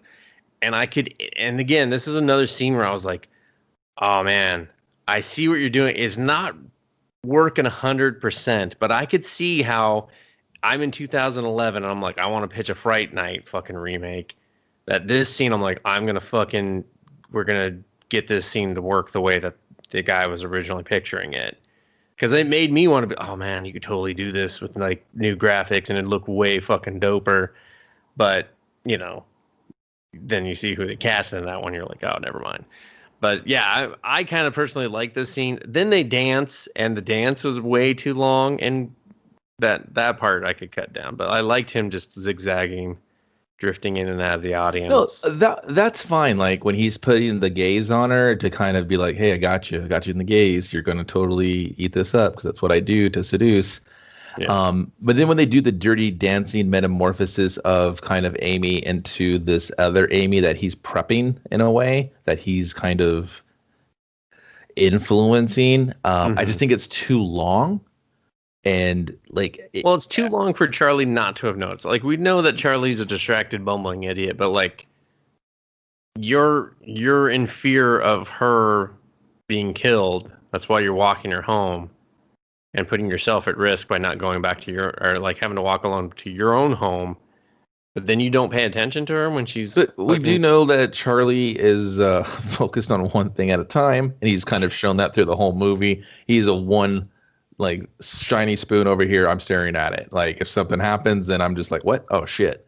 I mean, especially when it's a little too long to be like, oops. Like yeah, no, I agree. Like he's dicking around too long.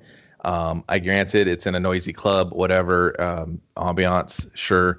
But it's Charlie's MO. He does stay in character. I will give him that, because from a cheeseburger to the head to fucking ignoring her, especially when it's dealing with her terror, murder or not. I just feel like this dirty dancing seductive scene, I totally get. It's that control thing. I got the power. I'm taking her back. She's mine now, Charlie. I got everything you fucking want. I took your quote unquote friend. I scared your old fucking man, whatever. And I was just kind of like, all right, like, dude, bro, like, help, security, anyone? Charlie, just hit him with the phone. If he kills you here, he's going to give it up, right? He's gonna. Yeah. I don't think he's going to kill you in public, but he is kind of a YOLO vampire, so maybe he will. Well, and then so when Charlie notices, he's like, "Give her back," and that's when it turns. Jerry's like, "Nah, we're gonna leave." Yeah, and the security shows up, and I was like, "Uh oh, you guys are dead. They're gonna kill these black guys because it's a horror movie in the '80s." And then they kill one of them for sure, and then and so during the kerfuffle. Charlie gets Amy, and they're running. There's a huge stampede of people. They get into these stairs. For some reason, the corner of these stairs is a dead zone where you cannot get back out. Charlie gets stuck there. Amy keeps going, and then boom, Jerry just pops out again. And I was like, cool. I appreciate that consistency. And he's just like, got her. And then finally, Charlie breaks free. He yells down. He's like, Amy! And then there they are. Jerry just looks up, and he's just like, see ya, playa. Yeah. Basically, the coal man picks them up. Yeah. In a Jeep, sweet Wrangler. Best part is Ed's in the back. Yep. Screaming. Yeah, and you're like, oh no, he doesn't look too good. He looks really vampire-y. Yeah, well, and I think didn't he? Do we go to Peter Vincent's house at this point? Now we do, because we're separating now. Charlie's trying to bone it home, and then because he's got to get to the folks. Yeah. And then Ed goes to see Peter Vincent. Yeah, and then he's like, let me in, the vampire, blah blah blah. And then Peter just brings him in, just brings him on in. He's scared. He's like, I totally believe it. Yeah, he's like, I'm getting the fuck out of here. And then that's when Ed kind of breaks out that he's a vampire. And Ed looks so fucking cool. Yeah, like the prosthetic, his teeth, the way he acts, he's just so like I love this guy, man. I think he does a super great performance in this mode, and he's just so fucking real, just creepy. Probably just killed his career. like he's just great in this fucking performance he does when he's just all vampired out, and he's a little too cocky. And I'll tell you one man that believes in the fucking good book and the cross. It's this motherfucker. It's Mr. Vincent. Yeah. And he hit him, like Ed goes to grab him, and he's like, oh shit. He does the whole I'm being grabbed by a vampire fumble, goes for the cross, puts it right on his forehead, and just starts to burn him. It takes the flesh off his fucking head and leaves a sick ass like cross scar on his head. And I was like, that's metal as fuck.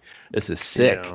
And Ed's just like screaming, just this blood curdling scream of just pain. Well, it's great because Ed's doing, he thinks he's got all, he just turned into a vampire. He thinks he's the cock of the walk now instantly. Mm-hmm. He just duped this guy that's onto them. Mm-hmm. And so he's just playing with him. He's just fucking around with him. Yep. And, and then Peter Vincent's just like, oh man, this cross is my, I just have to put all my faith that this is going to work. And then it does. It burns his skin. And then Ed jumps out his window and is just like, fucker, it really seems to me that with the pencil through the hand, these very simple things that are being done to them must be so fucking painful that that's why they're just like, I gotta get out of here. Like, I cannot risk it right now. It's so fucking Like painful. even Jerry, like when like he got the pencil in the hand, he lost his shit. He broke his fucking mold. He was like, "Yo, I kind of keep the dapper look going, motherfucker. That hurt. I'm about to kill you." It's like, okay, I gotta calm down. I gotta calm down. Yeah, exactly. And so you're just like, okay. And I forget how Peter, Vincent, and Charlie meet up again. Oh no, then Charlie comes over after that. And because now Peter Vincent's he's fucking packing. Like he's packing to leave. He's not fucking going to war. He's packing up to get the fuck out. He's like, nah, I'm Charlie's leaving. like, bro, they got Amy. I need your help to get him. No one gives a fuck. Yeah. You're the only one I can turn to. You're the vampire hunter, bro. So he kind of gasses him up a little bit. he's like, you're the great vampire hunter. And then that's something that he uses to fuel himself up. So they drive over there. And he's just like, well, what about fucking Billy Cole? He's like, what are you going to do for him? You know, he's just like, this gun. He's just like, I'm going to feel that steel. Yeah, he's like, are you going to kill a human? Like, for, like, legit? And he's just like, if we have to, you know? And then I think, like, in between this, actually, or in between the Ed and the Charlie scene with Vincent, there's the Amy scene, right? With Jerry. Yeah, he like basically seduces her and stuff, and she's kind of looking like his love from the past. Jerry mentions it to Cole a little bit in passing, just for the audience, in case like you missed the photograph or the painting. You're kind of like, why is he so interested? Looks just like her. Yeah, so like the movie's just like, here you go, dude, and you're like, oh, okay. And so it's a really passionate scene that leads to just having her neck bitten, but the blood running down her back looked really cool. Cool effect. Nice way to mix it up a little bit. And so now she's been bit, and then now we got our guys are going up, and then Charlie just starts to run up the stairs, and Vincent's like, no, come on, we're gonna sneak around back, like what the fuck, you know? And then the door amateur hour. Yeah, the door just opens. He's like, fuck, I guess they know we're here. We'll just, all right, fucking, we'll go in. And so they're creeping up. I like the door opening because it's almost another fuck you. I know you're gonna come here to try to do some shit. You guys you're not on our level, bro. That's kind of what the fucking vampire and his keepers are saying to these guys. You're not that good. We're fucking with you. We've always been fucking with you. We're having a laugh. I think we're going to kill you tonight. Yeah. And I'm trying to, I can't remember because there's so much that's going on in this front area of the house. I can't remember when he gets separated and goes to Ed. So it's after this fight. So basically, shit, I can't remember either.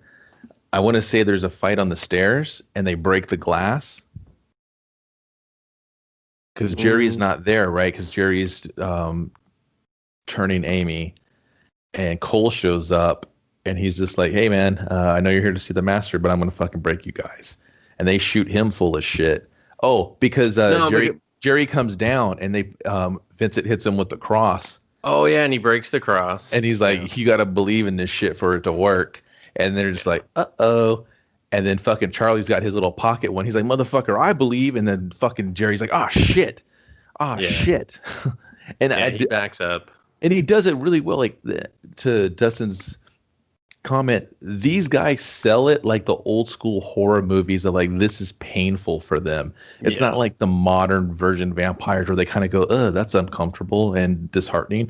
They're fucking, or it doesn't affect them at all. They're just like, it's painful for them. It's just, it's they're suffering from these artifacts, right? It's their kryptonite, like 100% their kryptonite. Like they feel sick. They want to buckle over and give up, you know? Jerry in vampire mode, where he's not full blown, but he's almost there. He makes these disgusting sounds and stuff, and these like moans and reactions to the pain. You're just like, fuck, man. Whose idea was that to do that? Because that's so good to kind of keep it going. It's not just like, oh no, the cross, you got me. You know, he just he's constantly feeling that torment, like you said, where they just have to flee because it's so just fucking gut wrenching horrible. And then. So and then they're like, "Come on, we got him!" And then, and then Cole shows up. Yeah, then Cole's like, "Hey, yo, I got to check this. You're kind of sweating my dude a little too hard. Yeah, and so they shoot him. He falls over, and they're just like, "We got him." And Jerry's just like, "Do you though?"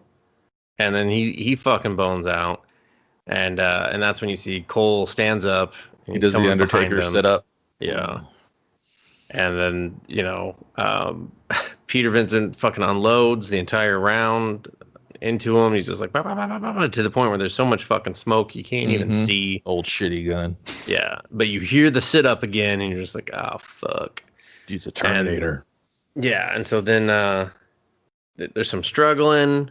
And then eventually Charlie fucking spears him, or, Charlie has him. Charlie has a stake from earlier, like a broken piece that he grabbed, and he just stakes him in the chest, and this dude just starts, that's it. That smoked him. And he starts melting and stuff, and he starts breaking down. He turns into like this green gel, and then his bones start turning into sand, and he just falls down the fucking stairs, just breaks into pieces. His fucking head is fucking awesome and gnarly. Yeah, it's all like smoking and shit. Yeah, it's really cool. Like a lot of the visual effects and prosthetics and stuff look great. It's very 80s, and it does so much to give the movie a lot of personality. They kind of really go over the top in the next scene. After that breakdown, kind of Jerry's like, "You just killed my boy." He kind of flanks him, and doesn't he come as the Bat this time? No, the Bat's later. That's on. More towards the finale. That's in the finale. Yeah. But I mean, so Vincent, he bones out because he's just like, this shit's just, it's too crazy now. It's too fucking nuts. Well, Charlie gets served, and he gets knocked over the banister of the stairs. And then Vincent's like, I can't do this by myself. I'm a coward. He's a coward.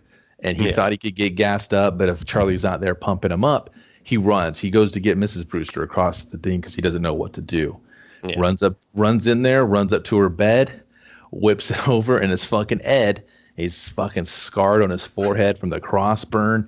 And fucking Vincent's like, "Yo, what the fuck?" He's like mortified. He's wearing like a little red wig. He's like, strange, like a Raggedy Ann fucking wig. He's like, "Looks like Mrs. Brewster took the night shift." And he's just like, well, he's like, "Your phone line's been cut." He's like, "I know, I cut it." Yeah. Because the Vincent doesn't know. He's like, "Mrs. Brewster, wake up." And you're just like, "Oh, thank you, movie. Thank you for reminding me that happened. Thank you for placing it here. And now it makes sense." A nice little nod instead of going, "Hey, we're just going to put Ed in the bed because that's a spooky moment." It's like, what? Yeah. Like, there's the mom. We want the mom out of here. And the movie's like, "Yeah, we got her out of here. Fuck you." I mean, the minute I saw that hair, I was just like, "Oh, okay, it's Ed." Because he's wacky Ed. Yeah. And so then they're going down the hallway, and Ed transforms into a wolf, which is way fucking cooler than a bat. Just saying. And then just Peter Vincent, he's just grabbing whatever's there. So he broke a table, falling into it. He picks up the leg of the table, and he just fucking flips them off over the banister. He breaks the banister, falls over, and Vincent's like, "What the fuck? I'm alive? All right, cool." And he looks over, and you just see the wolf is just like flinching and howling and just grimacing in pain. It has the stake right through its fucking chest. It looks fantastic. He comes down to kind of like investigate the kill in a way, and you see Ed. He's just slowly morphing back into the boy, and the breakdown of him just whimpering and just kind of crying and just. It's so well done. Like, you're just like, what the fuck? This is so cool. And he just slowly morphs. You see his hands change back, and he's half like lupus form, wolf form, and half man form at one time. Super cool. And they shoot it really well. They show you a lot. They kind of protect it. They kind of protect the effect at the same time as they shot it. But I don't know. I super love that. That always stuck with me. I never forgot that scene because I was like, holy shit. This is some American Werewolf in London shit right now. Yeah, very much so. It's very inspired by that. And it's a great looking scene, and just like the way it goes through the changes, and it's a good scene in showing that people dying is not cool. It's not like, yay, Ed's dead. It's like, ah, fucking poor Ed. It's Yeah. not, like, and Peter Vincent doesn't celebrate it. He is there. He doesn't know what to fucking do because he's like, you could still attack me, so I can't really embrace. I can't comfort you in your final moments because I still don't know What I'm up 100% against, right? Yeah. what I'm dealing with. Which side of you am I dealing with?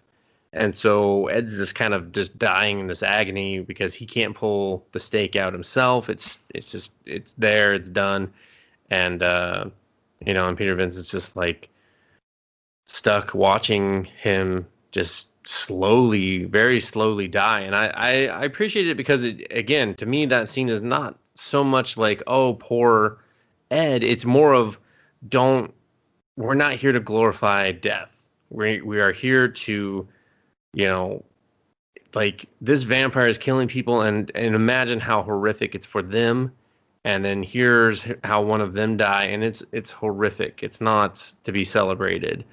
And so then, Yeah, you could like it's pitiful, right? Like I was trying to say earlier, like mhm, Vincent is actually crying for the boy. The boy's crying, and yeah, it's because it is the boy. It's not that monster anymore, and he can see that, and he does feel that compassion for it. I mean, you could look into all different things for it of just like, hey, in the end of the day, he was just trying to help his friend, and he lost his fucking way in a way. If they're not best friends, he was just trying to help him initially, and maybe the time and the attention that Vincent got from him for that moment made him feel like kind of something again. You know what I mean? It's all different things you could look at it, but at the end of the day, it's just this boy's dying, and it was this monster that kind of maybe didn't have his right mind, and now he's dead, and that sucks. And you're just like, fuck, it is still, like you said, a human dying that he tried to maybe save, and maybe didn't want to kill, maybe hope there was a different way. I don't yeah. know.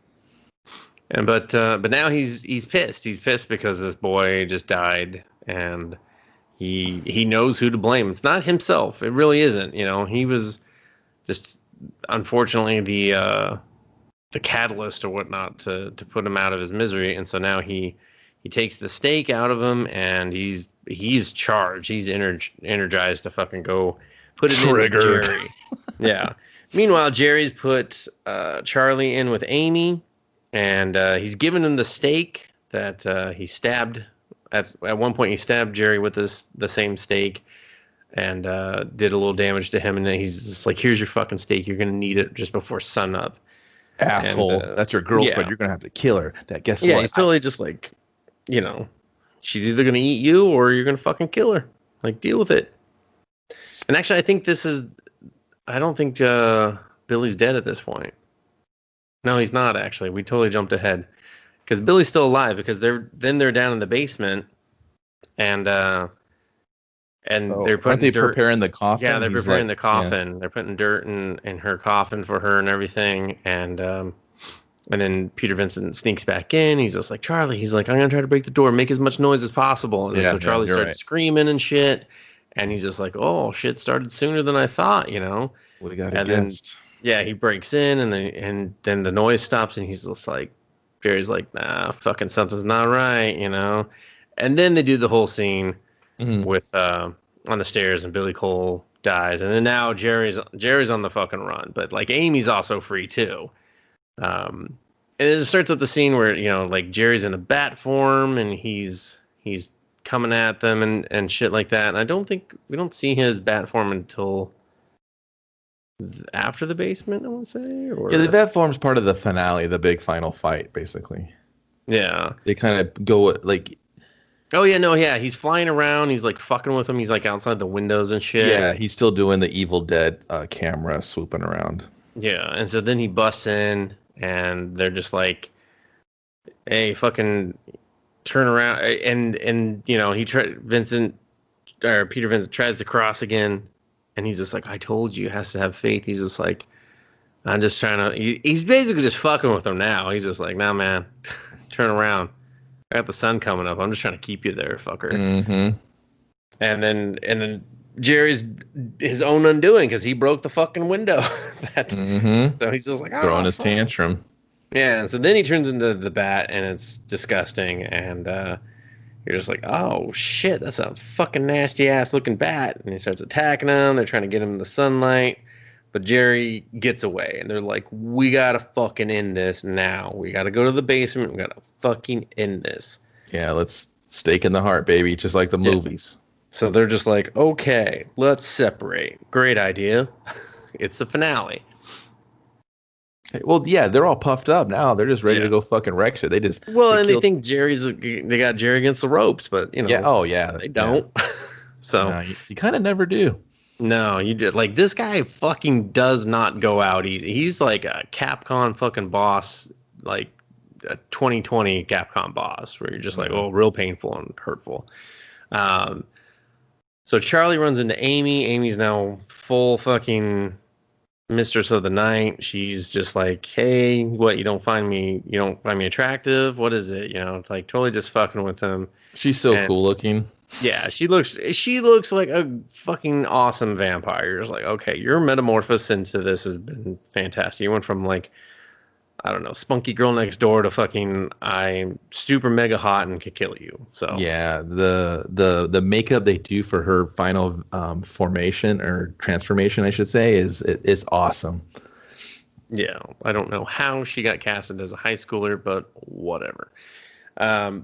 And so he's starting to deal with her on that level. She's starting to kill him because she's just in almost in full vampire mode. And then Peter Vincent finds a coffin. It's been sealed from within, so he's trying to break it open. And then fucking Charlie just couldn't shut the fuck up he's like, hurry! And then right as the coffin gets open, and so it wakes Jerry up. And then Peter only gets to like stab him kind of in the fucking armpit practically.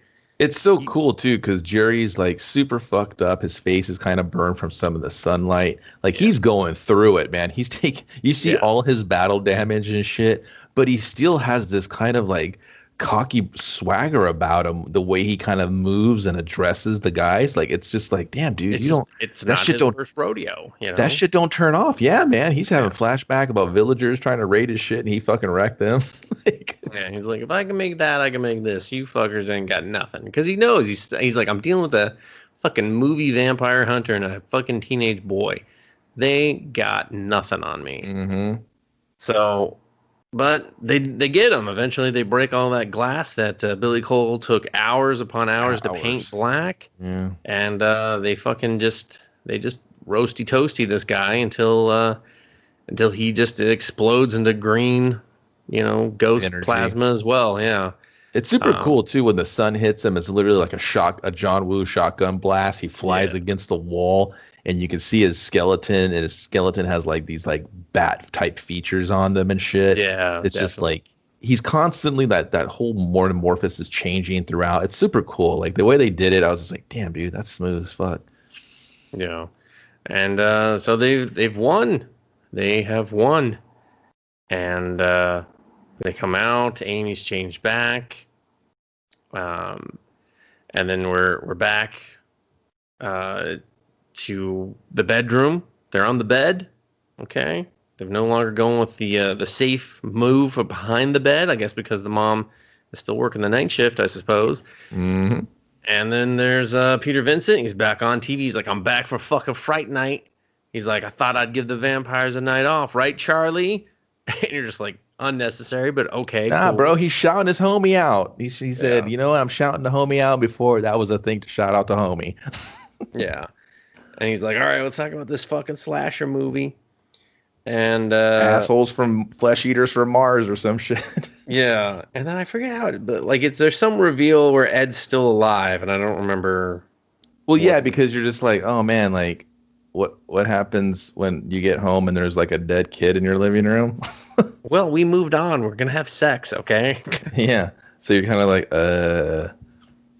it just does like the big crazy sequel tease, like Charlie. He hits him with the "You're so cool, Brewster" line. So you're like, oh man, like you're alive, dude. Because I mean, when he got back, they weren't there. Like, I mean, maybe he can explain to his mom how the banister broke or whatever, horsing around. I don't fucking know. Yeah, I mean, whatever it is, it just for whatever reason, I think Charlie, they were just like, because Charlie looks out the window. Yeah, Charlie looks out the window, again because that's Oh, they oh, I basically remember. Yeah, no, he they sees book in the movie. eyes. Yeah, they book in Yeah, the movie. Or like we started off with them making out, we ended with them making out. They're gonna fuck. We're gonna but finally do it. yeah, but he sees eyes, and she's like, "What's the matter, Charlie? Do we need to, like, what's up?" And he's just like, "Nah, fucking nothing." He closes the window, and he's just like, "Let's fucking do it." And then you see, yeah, you see the eyes again, and then it's Ed's voice going, "You're so cool, Charlie Brewster," and then boom, music, fucking Fright Night music, Fright Night. Fright Night music. Yeah, The song Fright is Night. Fright. It's literally the song's Fright Night. It's Fright Night. It's literally it's a song about the movie. Like Again. Verbatim. Pretty much. So back when people would do that. Here's a song telling you all about the movie, set to a cool beat with a guitar and a hot set of drums. Let's go. Yeah, it's 106 minutes. Pretty successful. It was only like they got what 7 million to 9 million on the 106 budget. minutes. You mean an hour 46? It's like 120 minutes. Box office was 25 million roughly. So I think it lives in some sort of cult status now. Well, like it had the sequels. It had the video game that you just discovered tonight. Jerry did the voice in the video game. Kudos to that guy. Whew. He's like, no, I do my voices, okay? And then the remake. Yeah, it had a sequel, and then the remake had a sequel as well. So believe that or not. Wait, it did? Oh, Yeah. Fright Night 2 New Blood, real original title. Actually, that sucks. And Fright Night 2011 and Fright Night 2013 New Blood. So none of the actors are back. So it's just kind of name and name alone. They were like, this didn't work the first time. So yeah. So easy recommend for me. Like I said, I like this movie. I like it more watching it now. Of course, with 2020 eye, there's some things I would tweak, but overall, I think it's really does a good job of building up the vampire reveal. They don't just shoot their load in the very beginning where you see him, he's a boogie monster, and we hard cut to the kids, and then we don't get another scare or tease of the vampire again. They kind of build up to it. His reveal of him full blast crazy. I'm going full blown vampire. So it's a lot of fun. It's not spooky. I don't think it's scary. It doesn't really have jump scares. No. So it's easy watch. Like Dustin said, it's very fast. It gets right to it, and it kind of really doesn't let up. So I think that's why, to me, the club scene felt a little long and slow because the tempo and pacing is so great. Other than that, but yeah, not a perfect movie by any means, but very fun. Very. If you haven't seen it, like I said, I think it's worth it. Yeah, I mean, I enjoyed it for my first time. I do think there is some good terror there that was definitely motivation for future movies. Like you said, like Charlie is always believably scared. Yeah. And I think that's good in that. Like, yeah, I wasn't like, oh god, this movie's so scary, but I think it's just like the performances are great. The idea is very interesting and cool. It's like it's kind of like a little bit like The Lost Boys, but like better, I think. If memory serves me well, but yeah, I mean, I would definitely recommend watching it if you haven't seen it. It's a good vampire movie, and I think we'd all agree they just really don't make good vampire movies. There's just not a lot you can do with vampires anymore. You don't need any more vampire movies, personally. I think they want to make them too cool and hip. And they want to make them cooler than cool, and to a fault. Whereas this one, it did a lot of subtle things of like old vampire lore. Like they're preparing the coffins to put them in this hollow ground. That's like so the vampire can rest, and that's why they're adding the grounds to the coffins. So they do little nods to like traditional stuff. I'm like, man, did this guy just crank open did he just read through a D&D monster manual, or did he fucking just hey man, Bram Stoker Dracula was the shit. I'm about to do what inspired me to think of this kid that's doing this. So, yeah, it's fun. I think you can get it anywhere, like YouTube or TV or something. Pay like $1, or it's on fucking Pluto TV. And whatever. It's Pluto worth. TV is free, sir. So Yeah, so you can check it out there. It says it's on there. I don't know if you're going to be bombarded with commercials, buy, sell, trade, and shit. But we thank you for listening. You can subscribe on your favorite podcast listening platform. You can find us on Instagram and Twitter at Us Versus Movies. And you can also subscribe on YouTube. And that's it. Thanks for listening. Leave a comment if you want. If not, just your subscription is appreciated, and all your likes on social media. Kevin? Thanks, everybody. We'll see you later.